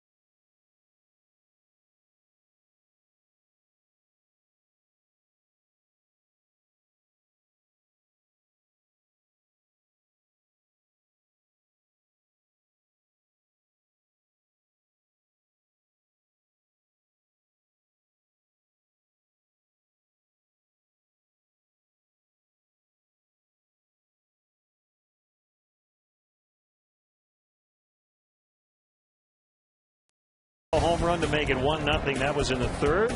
Both hits today for the Cubs. Singles. Visit your Honda dealer. Test drive a 2010 Honda CR-V.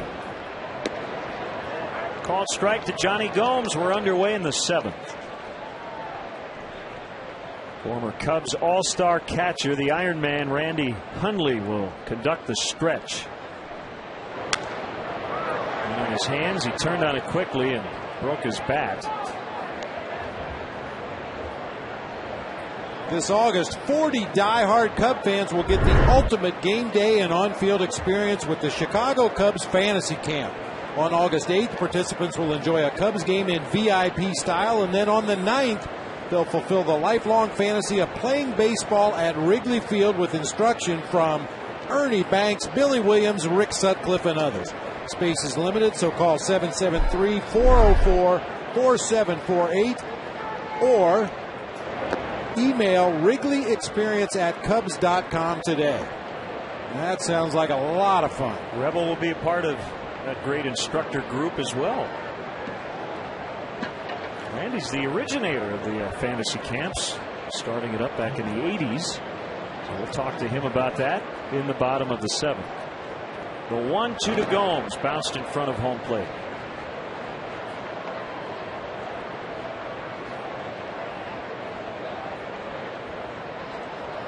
On to the 9th in New York, 1-1. Blue Jays tied it in the 8th. Starters long gone. Burnett and Cecil were both good.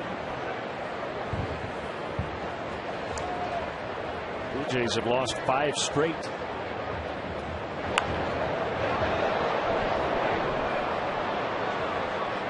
Yankees have the best record in baseball at 48-30.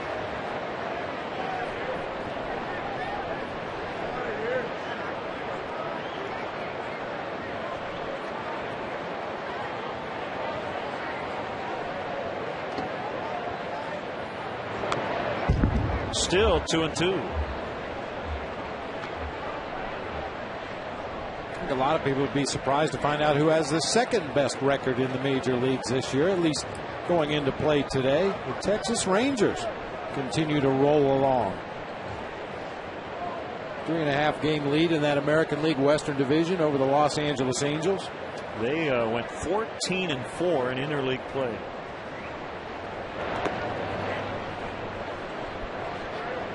Two of their 4 losses came to the Cubs in Texas in May.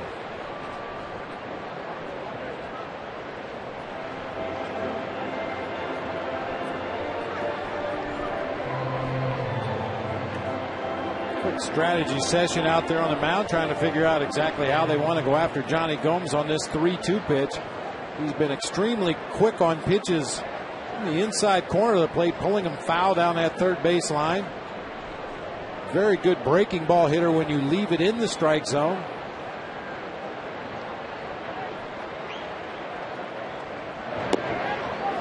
Ball 4. He has walked twice. Let's see what's coming up on WGN.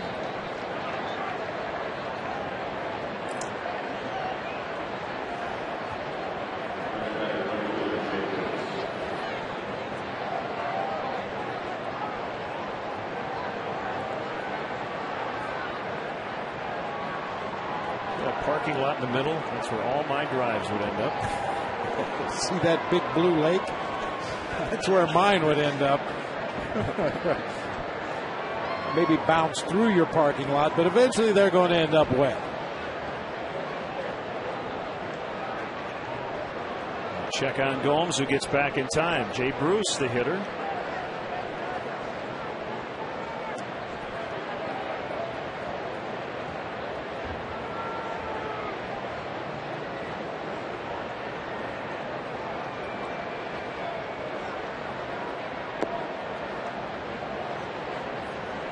Going into the game today, the Cubs pitching staff has sported a 1.46 ERA on this homestand, and it's been good for 1 win in 4 games.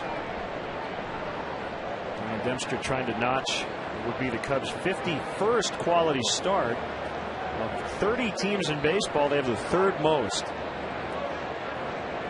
And again, not translating into enough wins.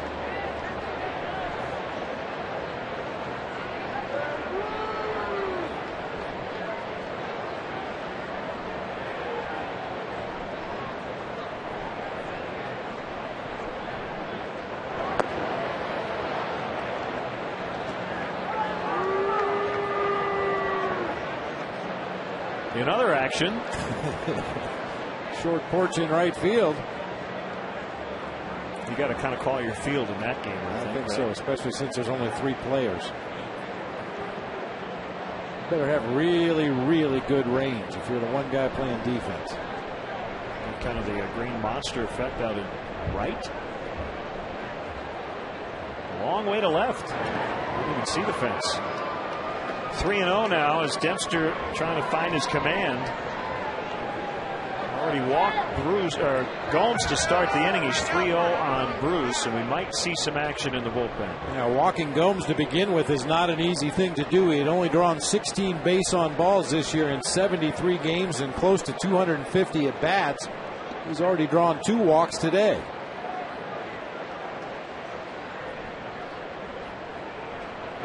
Ball 4.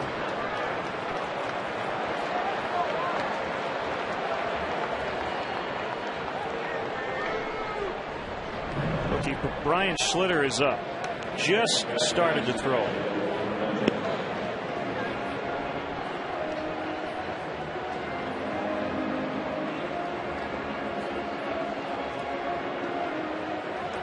Visit the official online shop of the Chicago Cubs at Cubs.com. Browse the largest selection of official gear, including the latest apparel, nostalgic memorabilia, and authentic classics for the whole family. Get your gear from the official source, the Cubs.com shop. Accept no substitutes. Bob, while we have a second, I mentioned the Arizona Diamondbacks situation. They fired their general manager, Josh Burns, yesterday, and the manager, A.J. Hinch. Jerry DiPoto, who was in their front office, a former Major League pitcher, has been named the interim GM, and Kirk Gibson, who was the bench coach and formerly the bench coach for Alan Trammell in Detroit, will take over in the dugout. You see where the Diamondbacks are, last place in the West at 31-48. We will see them on Monday. Big swing by Hernandez. How'd you like to be in that first team meeting with Kirk Gibson running the show? Rather intense baseball person. Well, he certainly was as a player. We're not quite sure how he's going to be as a manager, but if he brings the same intensity to the manager's seat that he brought to playing the game, I would say be ready to play when you show up at the ballpark. Hernandez could not hold up. Cub fans may remember Jerry DiPoto gave up a Sammy Sosa home run, I believe it was 96, that broke a window across the street.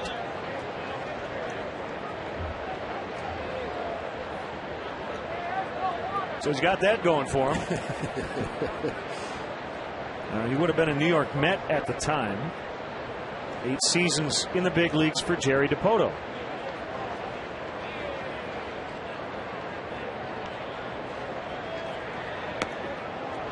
One and two.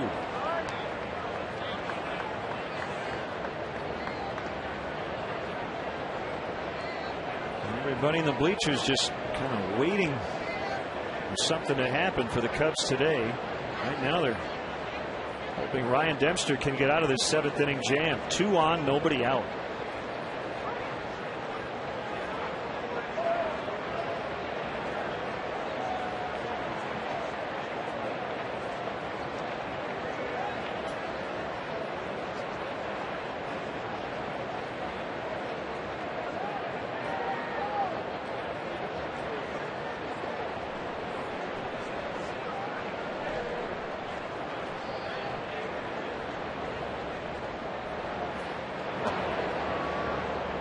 Handcuffed Coy Hill.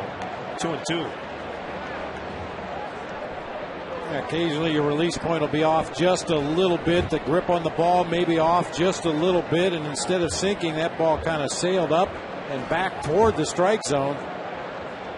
Coy Hill with an awkward catch of that pitch, but he was able to get a leather on and keep it from going to the backstop.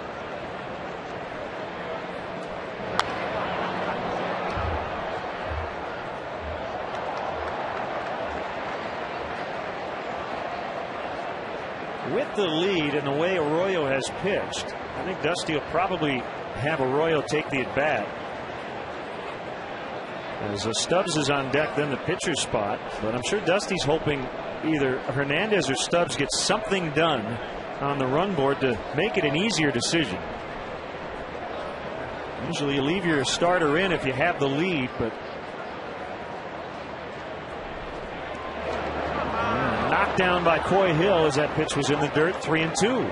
Well, you wonder if something's wrong with Ryan Dempster in this inning. His command has been so good all afternoon, and all of a sudden he walks the first 2 hitters in this inning. Having trouble finding the zone on Hernandez. That's a nice stop by Coy Hill. That ball hit a good 3 or 4 feet out in front of home plate. It was a breaking pitch, which means it had some side spin when the ball hit the dirt, and Coy was able to keep his upper body in front of it. I think he's having a problem with the grip. He went to the rosin bag. He was wiping his right hand on his jersey and his pant leg. Just trying to get a good grip here for a 3-2. Runner's not going. And a chopper not hit hard. And Fontenot can't get anybody out. Looked like he tried to apply the tag on Bruce before he had the ball, and the bases are loaded.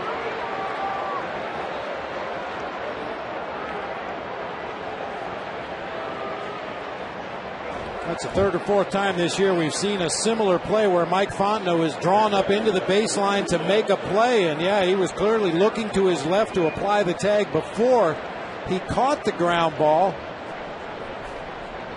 Man.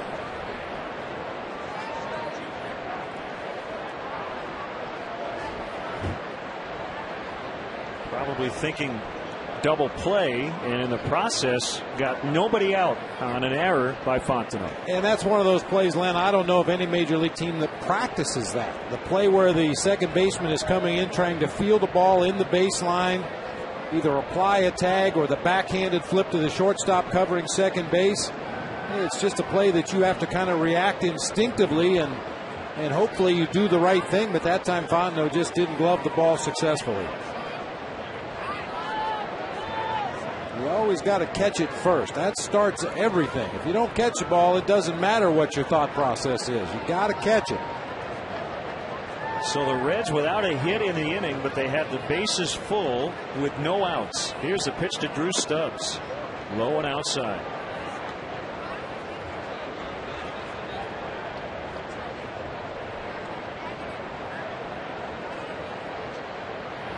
The grand slam for Stubbs came against the Cubs off a Smilin Caridad on April 9th in Cincinnati.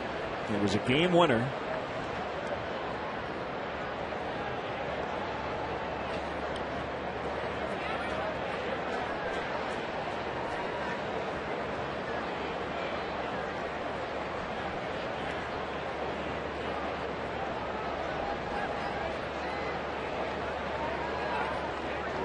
Pitch 109 from Dempster. 2-0.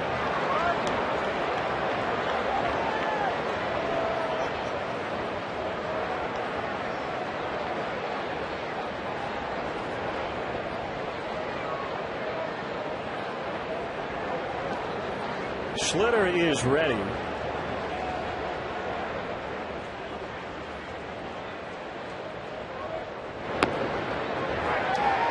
Outside corner, 2-1.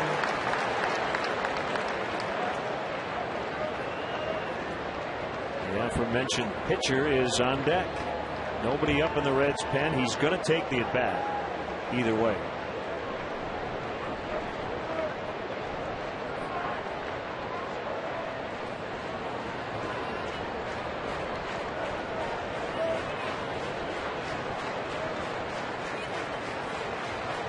Well, that pitch count is normally not a major factor for Ryan Dempster, but you can clearly see in this inning not working with the same rhythm that he was earlier in the ball game, not working with the same command he had earlier in the ball game. Strike two. Right down the pipe. His last outing against the White Sox, the final game of that crosstown series, he threw 122 pitches in 7 innings of work.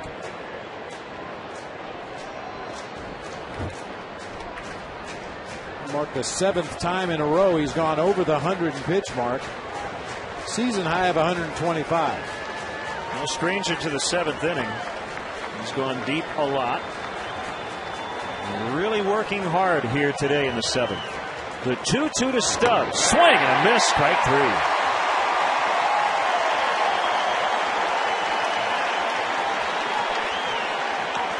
Ties his season high. 3rd time he has struck out 9 in a game. Little light at the end of the tunnel as he'll face the pitcher with 1 out. A high breaking ball up above the belt to Stubbs, who is a notorious free swinger. Big first out of the inning right there.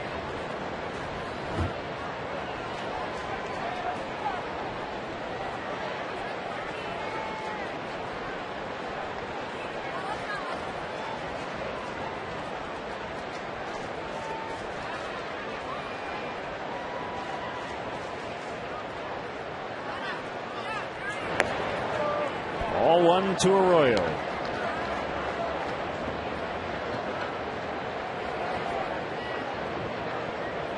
Contact here wouldn't be a bad thing if he could hit a ground ball at one of the infielders. But as we mentioned before, he has 5 career home runs, so you can't just groove one to Bronson Arroyo. He's going to try to hit something in the air.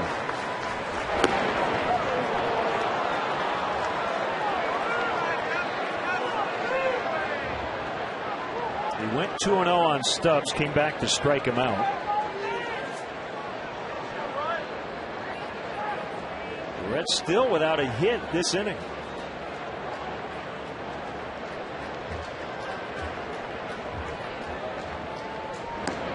Three balls, no strikes to the pitcher.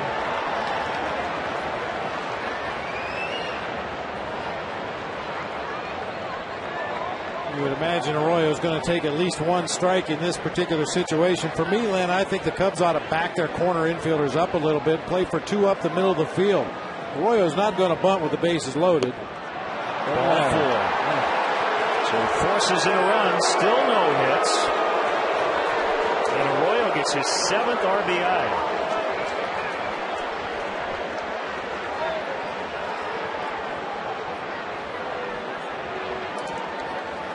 Tough way for Ryan Dempster's afternoon to end. Now, he had been really good through 6 innings, just ran out of gas here in the 7th.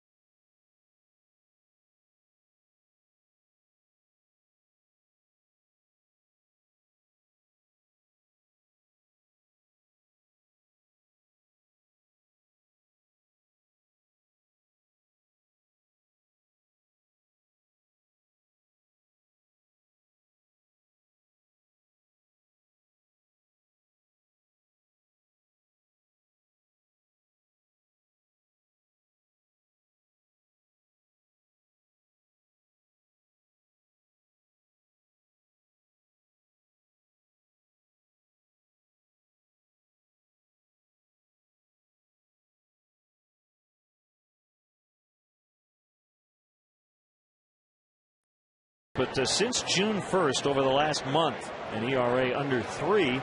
For all your home improvement needs, shop and save big money at Menards. Brian Schlitter, who's from nearby Park Ridge, thrown right into the fire this week after being selected from AAA Iowa. This will be his 3rd appearance of the homestand. Bases loaded. Brandon Phillips takes a slider for a strike.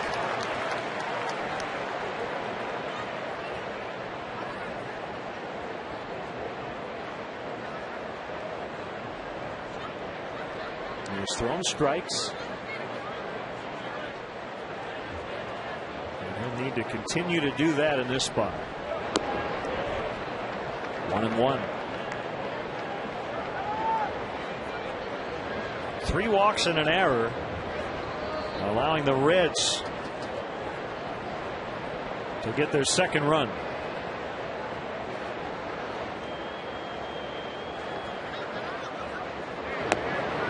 One and two.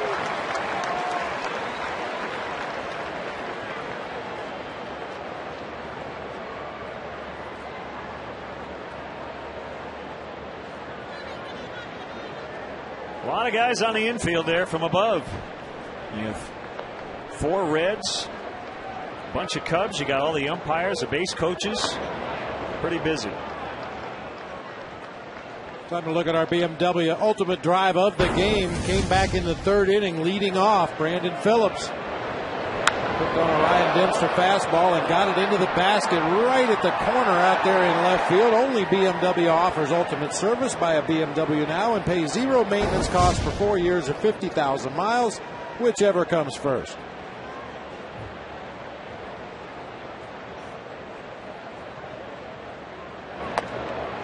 He's run it full, 3-2.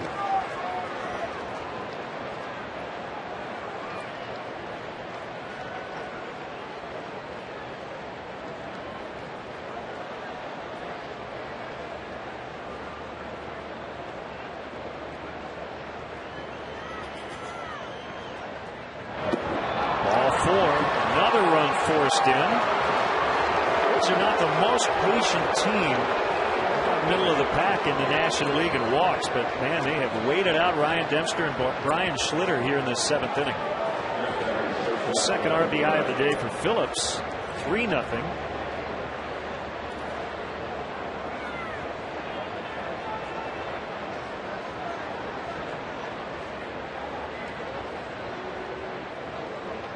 Still no hits here in the 7th.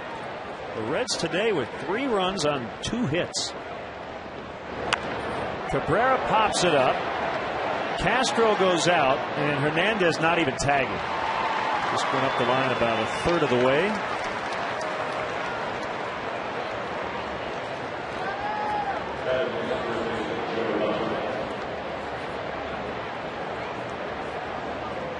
And it's Joey Votto. Base is still full.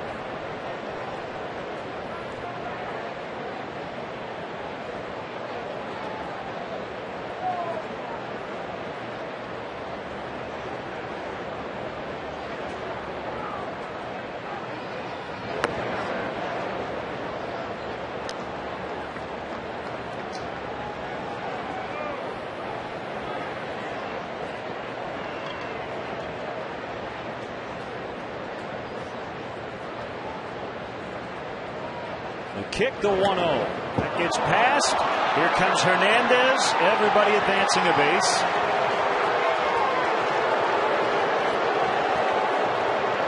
A passed ball charged to Coy Hill, his 2nd of the year.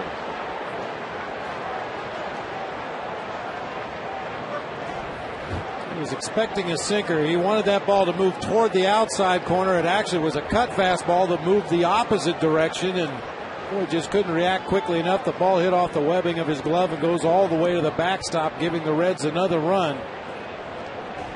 Very subtle thing, but when you're anticipating that ball going one direction and it goes the other direction, that's tough duty for a catcher.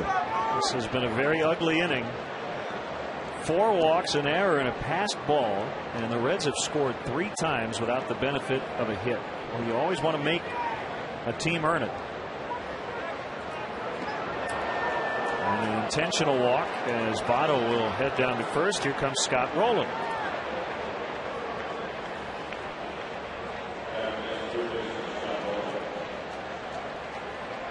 Andy Hundley waiting, I would say impatiently, as we all are, for this top of the 7th to end, as Larry Rothschild visits with Brian Schlitter.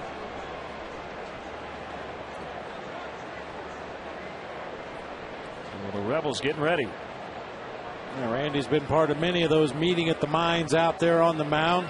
Just hope you find the right words to throw that switch for your pitcher out there to get him back into the strike zone and get out of this inning.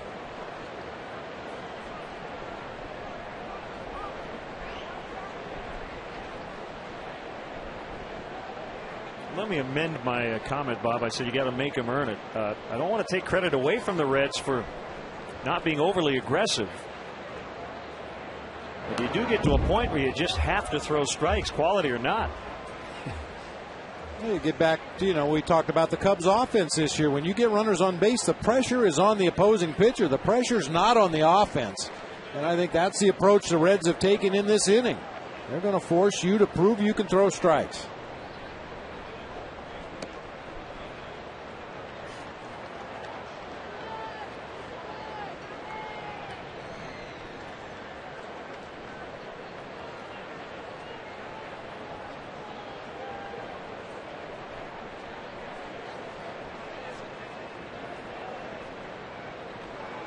The kick, the 1-1, fouled off, 1-2.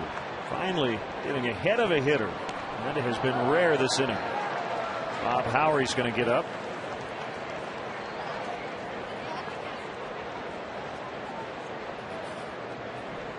Yeah, it's a double whammy. I mean, as you say about Bronson Arroyo, you're trying to get guys to think they're strikes. You'll get them to chase if you get ahead. The Cubs haven't done that here in this inning. Bounced up the middle. There's their first hit of the 7th. It's going to knock in 2.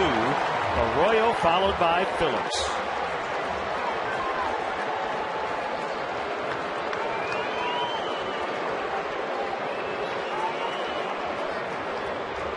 And just like that, it's 6-0. You wonder why Scott Rowland has 56 RBI on the season. That's a great two-strike approach right there with runners in scoring position. Just put the ball in play. A little 99 hopper back up the middle of the field. Nobody home for the Cubs defensively. It rolls through, and 2 more Reds runs score. So now the guy who started this rally, Johnny Gomes, who walked and scored, 10th batter of the 7th.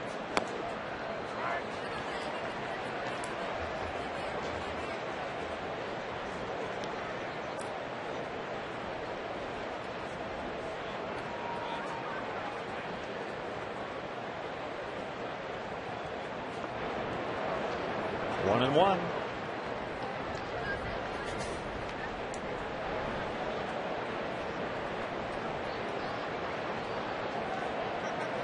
And speaking of Scott Rowland, when he has been in the lineup since he was acquired from the Blue Jays, the Reds are 67 and 39. Deep to center, right at the base of the wall. Votto comes in, and here's Rowland. 8-0.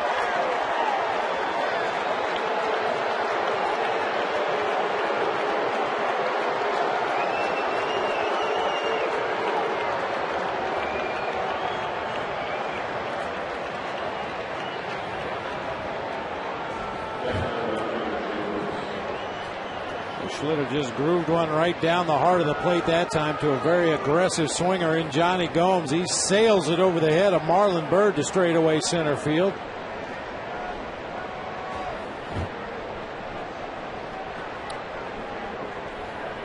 Here's Jay Bruce.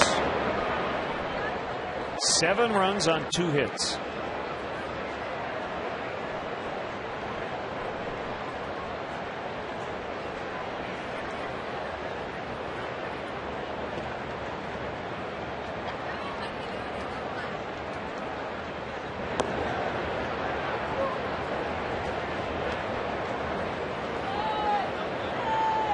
As discouraging as it is to see extra base hits fly over the center fielder's head, at least it gives your defense an opportunity to make a play. The walks are what really jump out at you here in this 7th inning.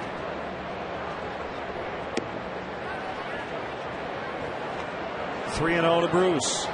Schlitter's trying to get it together here.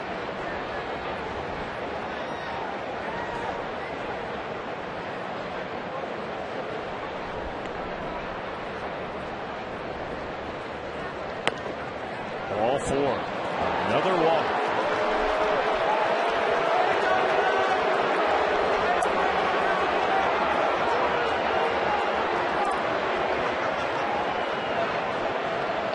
So Lou will go with Bob Howry. 8-0 Reds in the 7th.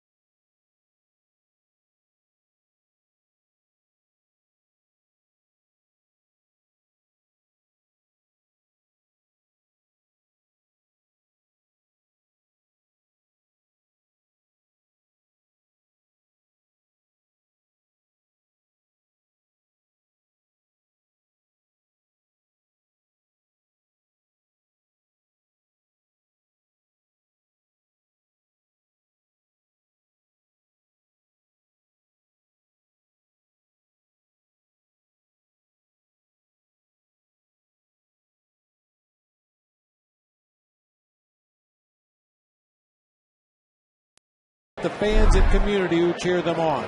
PNC for the achiever in all of us. Third pitcher of this inning. Dempster began the inning, then Schlitter came in. Now it's Bob Howery. 7 runs in, 2 on. Ramon Hernandez reached on a key error by Mike Fontenot. He would later score on a passed ball charged to Coy Hill. Inside, ball 1.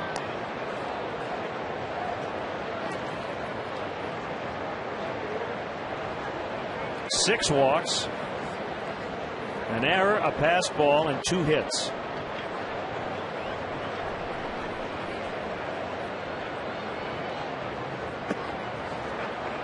And another 2-0 count.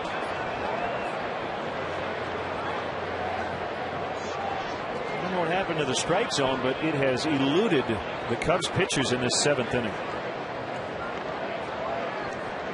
Boy, this inning also ruining what had been an excellent day for Ryan Dempster. He allowed 2 hits in 6 1/3.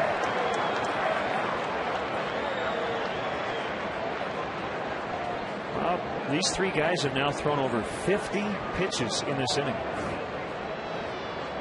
Dempster, his command had been really good. A walk to Joey Votto in the first inning. I'm not so sure he wasn't pitching around Votto in that situation. And a leadoff walk to Gomes in the second. But that is crushed off the wall. And they're going to get 2 more. Gomes and Bruce score. So their 3 hits in this inning have all been 2-run base hits. 10-0.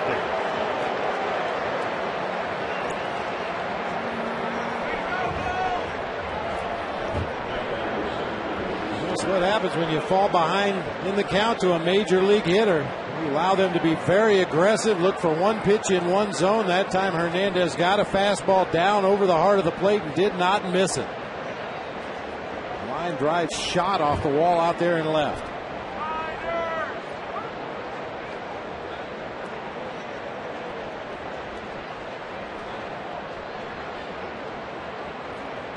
The pitch to Drew Stubbs. Foul tip, strike 1.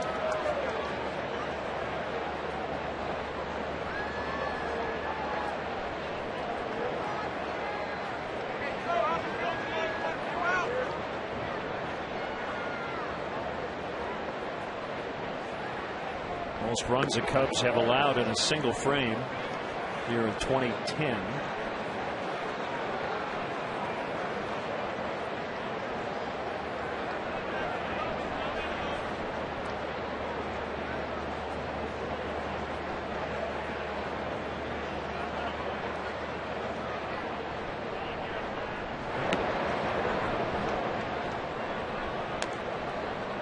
A couple of the swings we've seen here lately, Gomes and Hernandez, those are swings from guys get ahead in the count and know they can air it out. Makes all the difference in the world when, as a pitcher, you're ahead in the count and you get those defensive swings. You can afford to make a mistake or two, and the guy might put the ball into play weakly. Kosuke battling the sun. And he makes the catch. Finally, the inning over. Here comes Randy Hundley. Conductor for taking off the ball game is former Chicago Cubs catcher Randy Hundley. Thank you. Hey, let me hear you now. Here we go. A 1, a 2, a 3. Be out the ball game. Take me out with the crowd. Buy me some peanuts and Cracker Jacks. I don't care if I never get back for it. Root for the Cubbies if they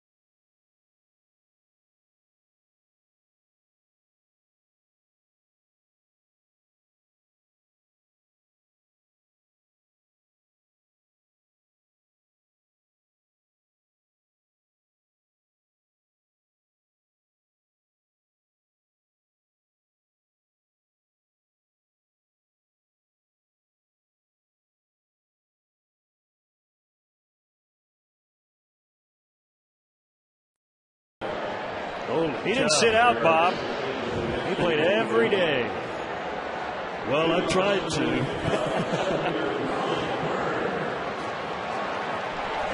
Home run here at Wrigley Field. And slam. Oh, it just barely got out, too. Oh, that was way out of there, Randy. That ball was way out. Wind was blowing in 40 miles an hour that day. I know it. It was tough to hit him out that day. Well, good to see you here. Rough top of the 7th.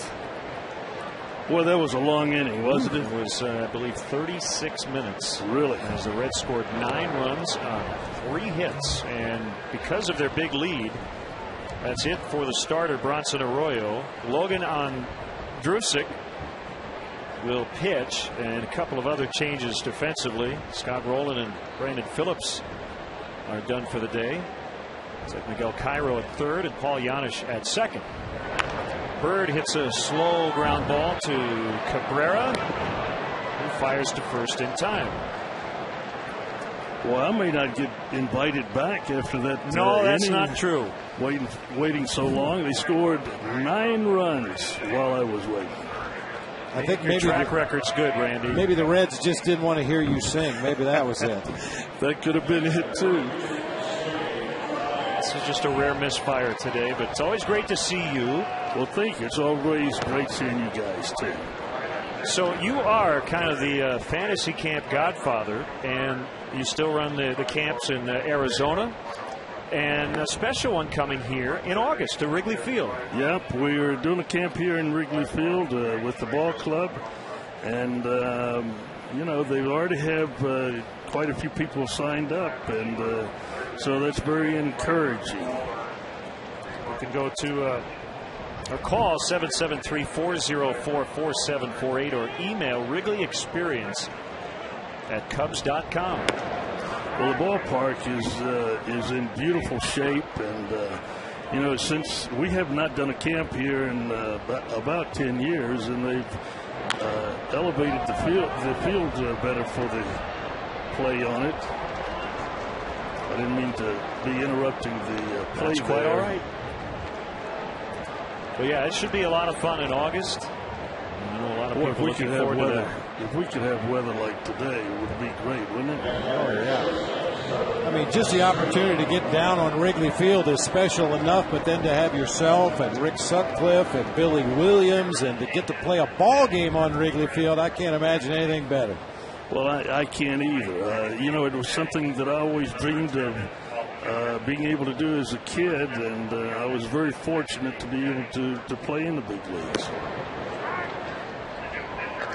Strike to Starlin Castro. Now, we saw that one of the benefits of the fantasy camp was that the campers will get an opportunity to take batting practice off of Rick Sutcliffe. When you see him, you tell him, I said I did that most of my career. I will. I'll mention that to him. They just got Castro at first. Randy, can you hang with us for a little bit? Sure. Be glad to. All Reds today.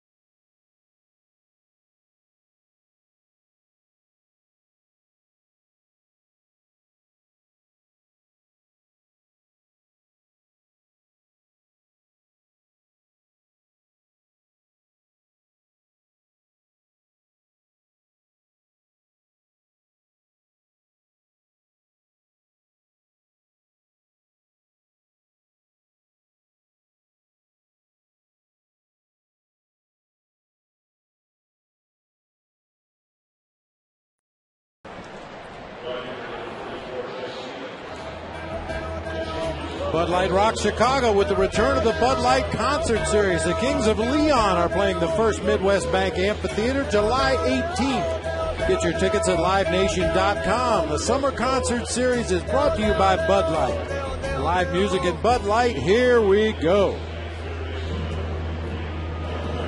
Bronson Arroyo shut out the Cubs on 2 hits through 6 innings. Actually had an RBI, bases loaded walk in the 7th at the plate, and then was removed as his team would end up scoring 9 runs in that inning. Jeff Stevens, a right-hander, is on for the Cubs. 8 of those 9 runs were unearned.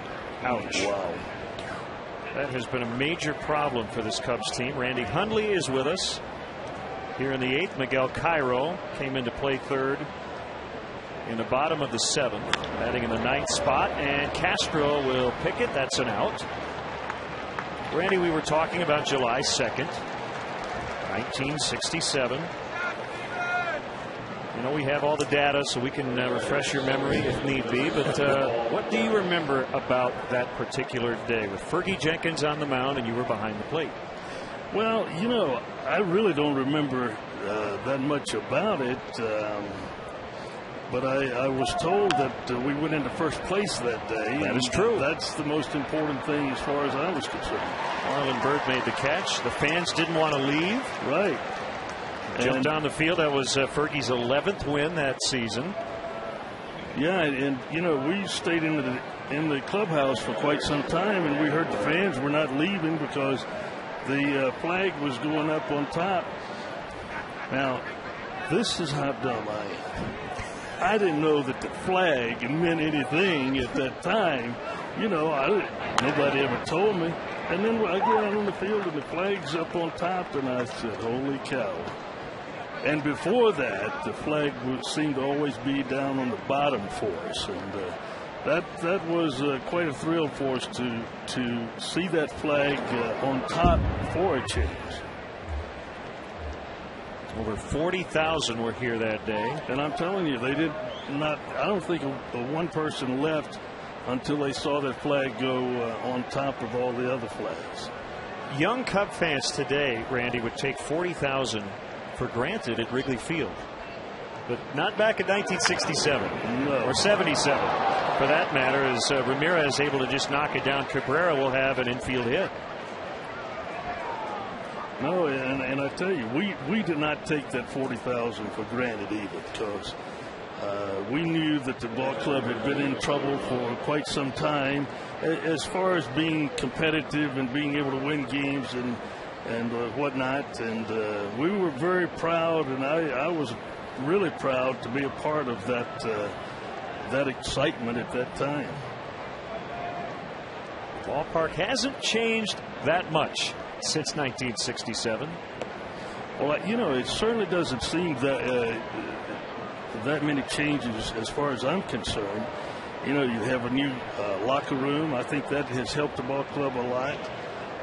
They've cut down the outfield so that you can see the outfielders from the dugout. I think all of that has helped the ballpark. And it's still an absolutely beautiful park to play baseball. Probably the most significant change came in 1988 with the lights. Yep, that was a humongous change. I was here that night, and I had a big ad going on TV for the fantasy camps, and it rained my advertisement out. What a night that was, though. Yeah. 2-1 on Joey Votto.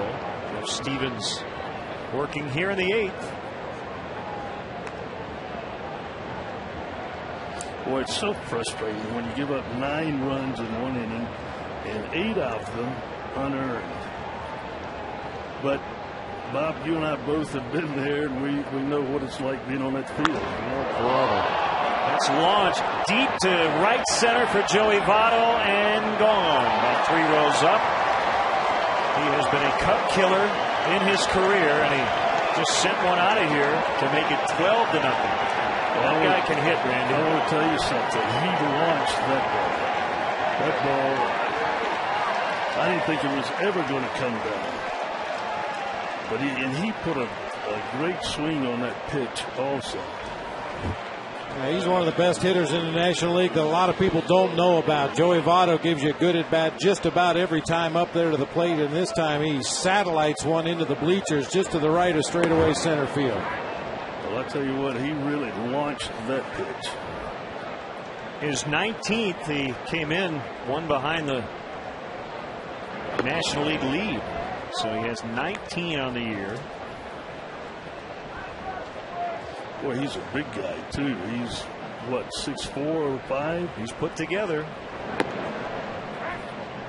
And the pitcher, Andrusik, will get this at bat here in the 8th. Swing and a miss. Randy, always a pleasure. Hopefully we'll talk to you next time. We'll be up 12-0. I hope so. Always great seeing you guys. Great to see you, Randy. Thanks. Randy Hunt. We'll be back.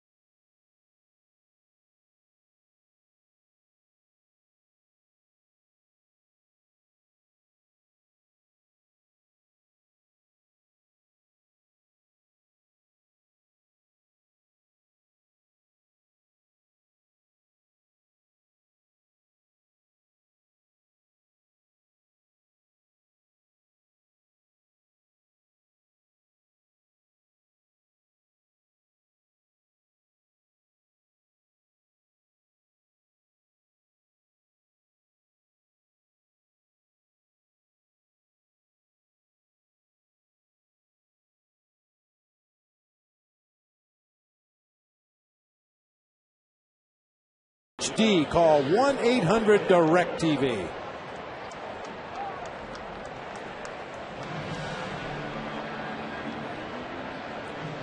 Bottom of the 8th, all Reds.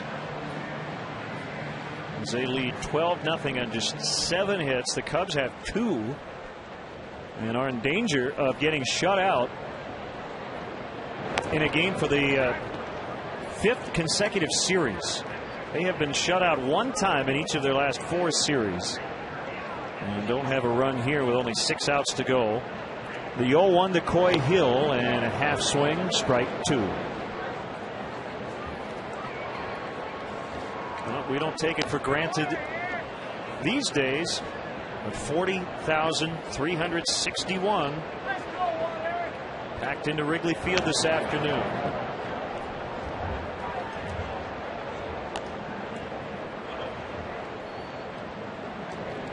Left-hander James Russell getting ready for the ninth.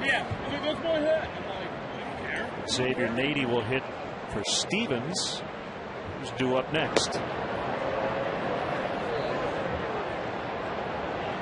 Ramon Hernandez wants to ask at third, and the home plate umpire Mark Carlson said no.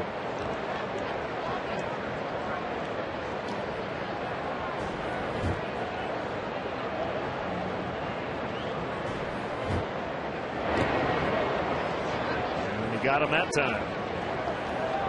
Hey, Cub fans, this season it's easier than ever to find the seats you want or sell tickets to the games you can't make on StubHub, the official fan-to-fan ticket marketplace of the Chicago Cubs. You'll find great seats and great service on StubHub all season, so go to StubHub.com and choose your seats today. Guys hanging out on the pool. You don't even need a heated pool today. I think the sun would take care of that. And the pinch hitter, Nady, takes ball one.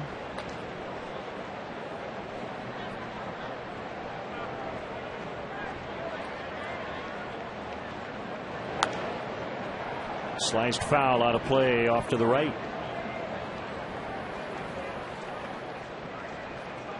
The biggest lead the Reds have had this year is 2 games. With a win here, they would go up 2 with St. Louis playing later tonight.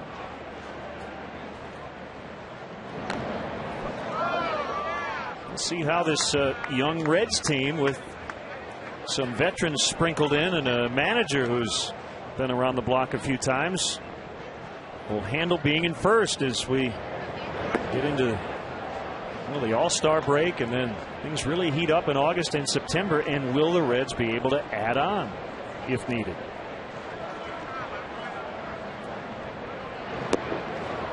Swing and a miss, strike 3.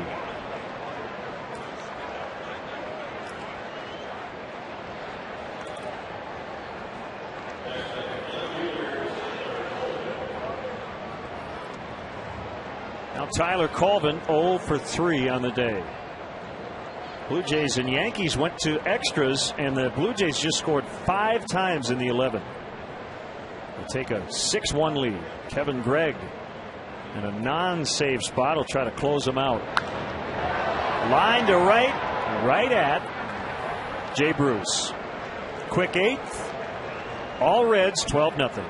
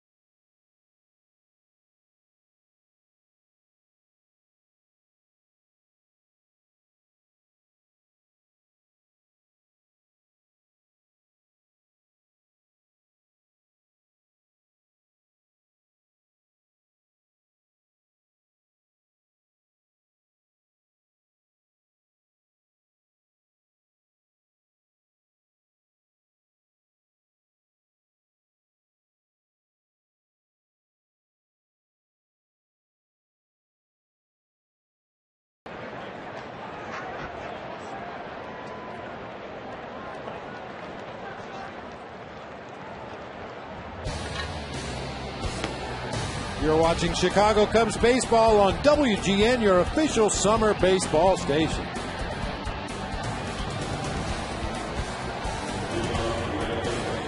James Russell will take over here in the 9th.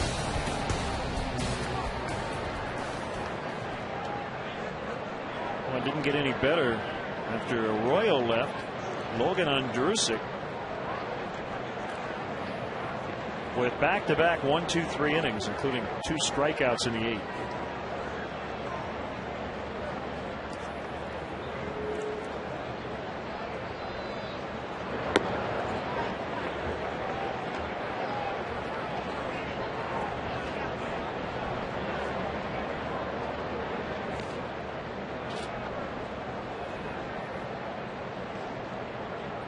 Big day for Gomes. 2 walks, a steal, 2-run double. He has scored twice.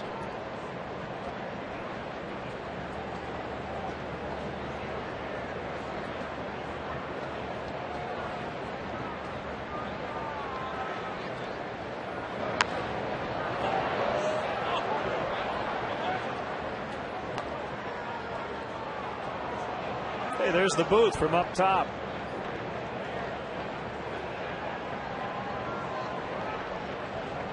We have the greatest seat in sports, don't we? Yes, we really do. I always wondered what was above us.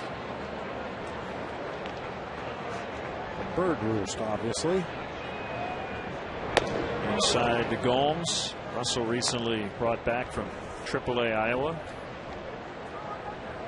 in the Pirates series.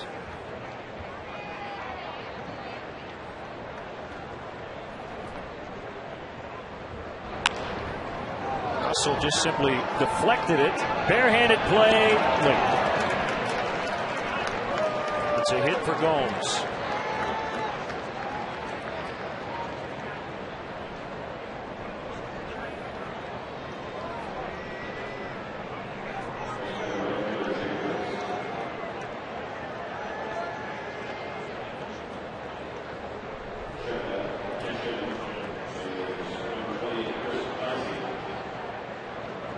Get a pinch hitter here. This is Chris Heisey or Jay Bruce.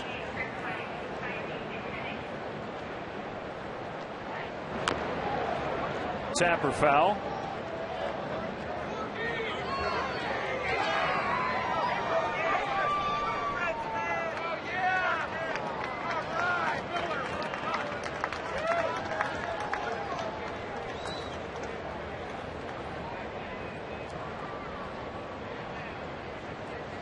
He stands pretty tall in the batter's box as he dumps one back to the seats. 17th round pick in 06, their minor league player of the year from last year, Chris Heisey.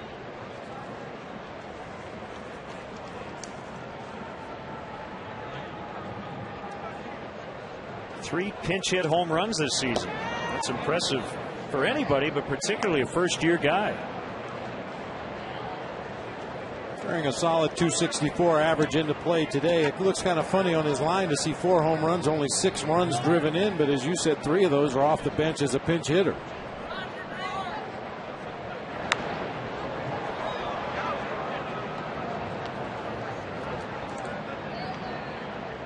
He's always hit for a high average throughout his minor league career, going back to 06 in rookie ball in Billings, Montana. I played a little ball in Billings, Montana about 1,000,000 years ago.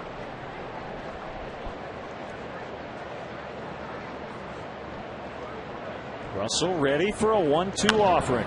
Ground ball, base hit into left.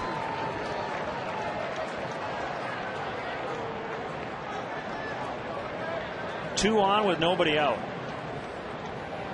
Boy, the floodgates opened in the 7th. And the Reds scored 9. They got 2 more in the 8th on the home run by Votto. And the first 2 have reached here in the 9th. In the first 6 innings, they had 2 hits. And Dusty emptying the bench.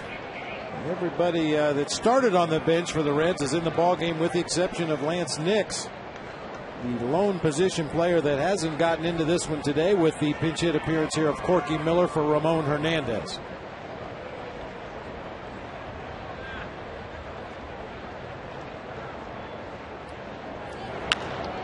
Double play ball. 6-4-3.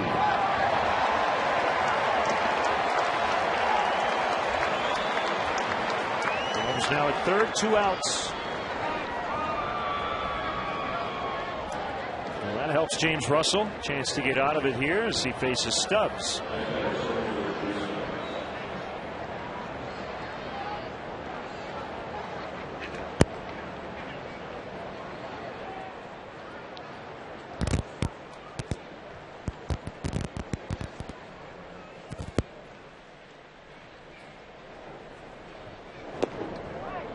Low and outside on a fastball. For ball 1.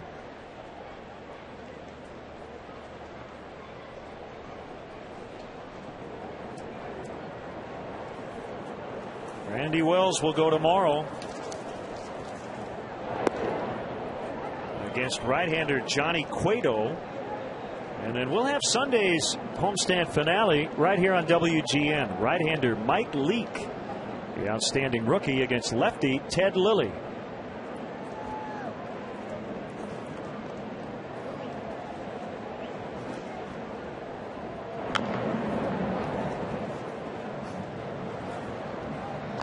2 balls and a strike. Cueto 8-2 on the season with the 3.74 ERA. He's the starting pitcher tomorrow for the Reds. And then Mike Leake 5-1 with a 3.30 in his first major league season. It's like Micah Owings will get the bottom of the 9th for Cincinnati.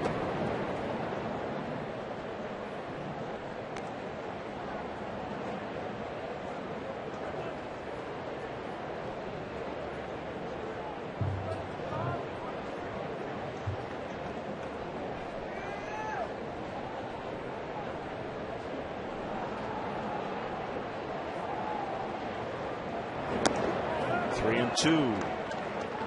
What do you think, Bob? These Reds for real? As we'll find out over the next 3 months. They sure can hit. Well, they can hit it. They can catch it. They can catch it, and they're going to get Edinson Volquez back, possibly next weekend, coming back from Tommy John surgery. That won't hurt either. They've got a kid named Aroldis Chapman, 22-year-old lefty who has been working now in relief at AAA. And he could be here at some point. I think the big question about the Reds is, will their pitching hold up? Coming out of spring training, I think everybody realized that they were a team that was capable of scoring a bunch of runs. They had good team speed. They got some good power in the middle of the lineup. Solid defensive ball club. The only question was, how good would their pitching be? Well, the one guy who has been huge for them is 40-year-old lefty Arthur Rhodes. A 1.09 ERA in 33 innings. Pitching in front of their closer, Francisco Cordero.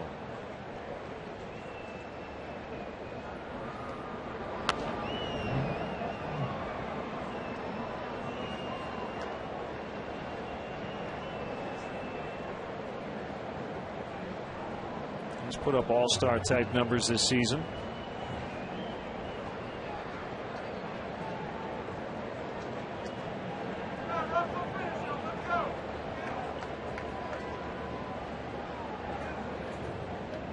This battle continues. The next pitch to Stubbs. We'll do another 3-2.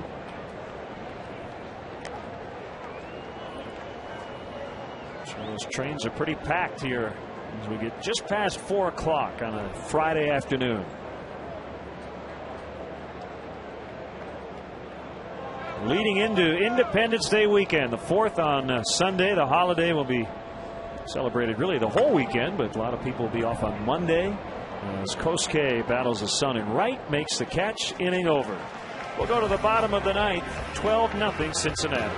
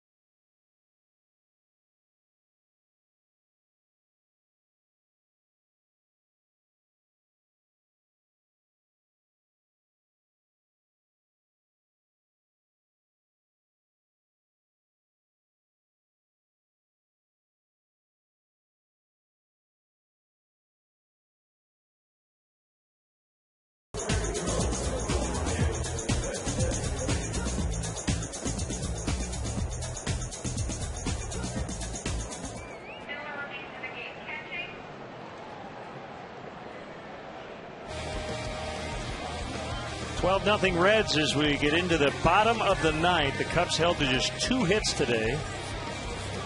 If not for the 2-run single in the 8th yesterday, the Cubs would have been shut out this entire series.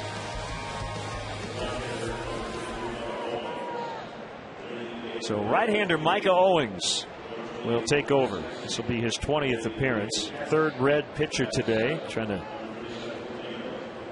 preserve this shutout. Chris Heisey, who batted for Jay Bruce, is going to stay in and play right. Corky Miller will catch after hitting for Hernandez.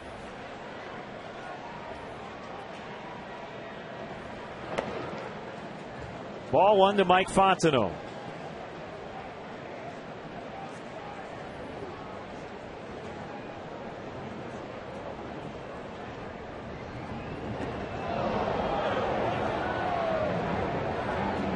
Guess it didn't hit him. Yeah, I think Mike got out of the way. It looked like it caught a piece of Mark Carlson on his right leg.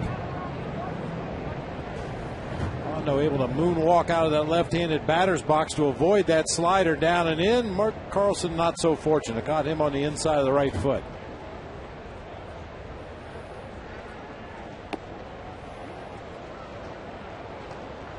Three and 0.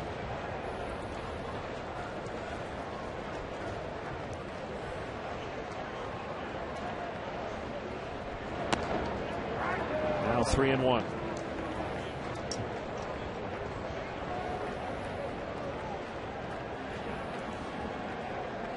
Reds will improve to 6 and 2 against the Cubs this season. 2 more to go in this series.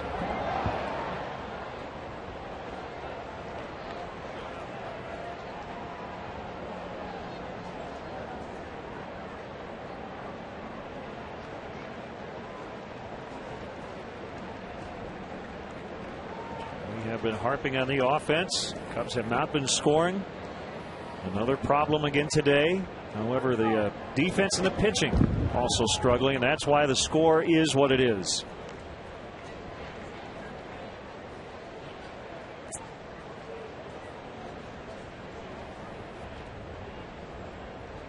And it's an early bird dinner time as a lot of the seagulls circling the ballpark. You sure those are seagulls? Ball 4 to start the ninth.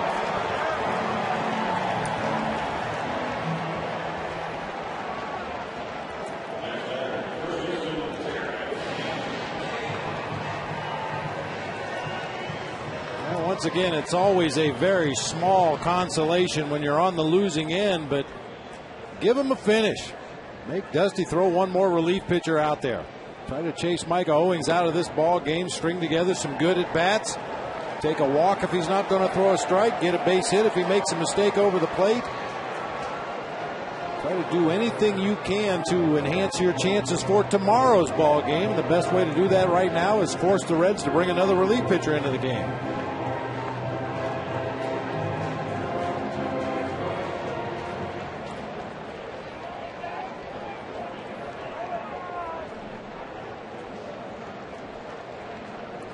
I've been guilty of this in the past, but I think it is funny when we sit here and say, well, the guy's up 12, he's just going to throw strikes. Nobody comes in and just tries to throw the ball down the middle of the plate and let everybody hit it wherever they want. You're always trying to make quality pitches. You don't want to give up runs. The guys are not trying to miss the strike zone. The simple answer sometimes is, just throw strikes. Well, if it were that easy, everybody would do it. And Micah Owings is trying to throw quality strikes in this spot. 12-0 or 2-2, doesn't matter. You know, especially for the younger guys who are still trying to establish themselves and maybe move up in the pecking order down in that bullpen. Occasionally you'll get a veteran relief pitcher that's just going to play the odds.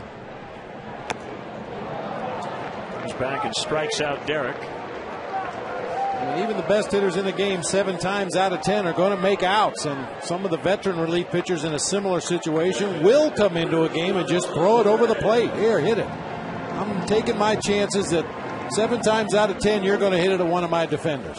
maybe the better way to put it, instead of just throw strikes, is just get people out. Yeah. That's all a pitching coach and a manager care about. Ramirez fouls back.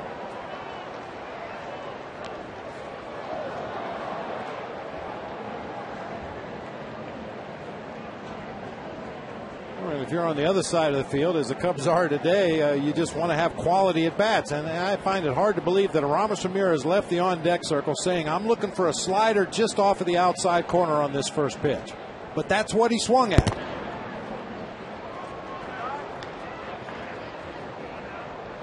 Sometimes it can be hard to maintain your edge when you're getting trounced 12-0 in the ninth inning, but you got to continue to try to put together quality at bats, have a game plan, go up to the plate and execute it.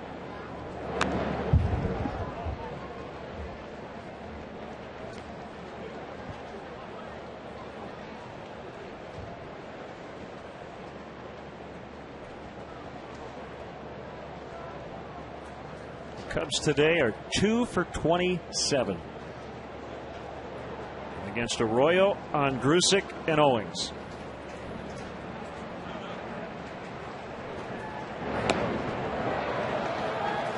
Make it 2 for 28. 2 down here in the ninth.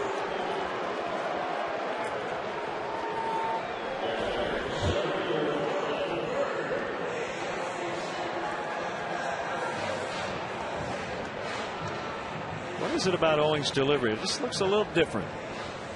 Yeah, he's got a little late movement on his pitches, very subtle late movement. He throws a sinker and a cutter, a little flat slider, an occasional straight changeup. Not so much now that he's pitching out of the bullpen as opposed to the starting rotation. But he does have a little hop there as he finishes his leg kick and turns to deliver the ball to home plate. There's a little hop there off the back leg that could be distracting to an opposing hitter. He's made more headlines in his career for his prowess at the plate than on the mound. He's a career .293 hitter. And almost 200 career plate appearances with 9 home runs.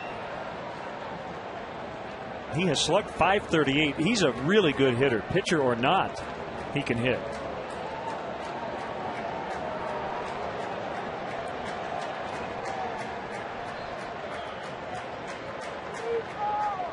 Oh, 2 on Marlon Byrd. Here it is. Swing, and he just got a piece to stay alive.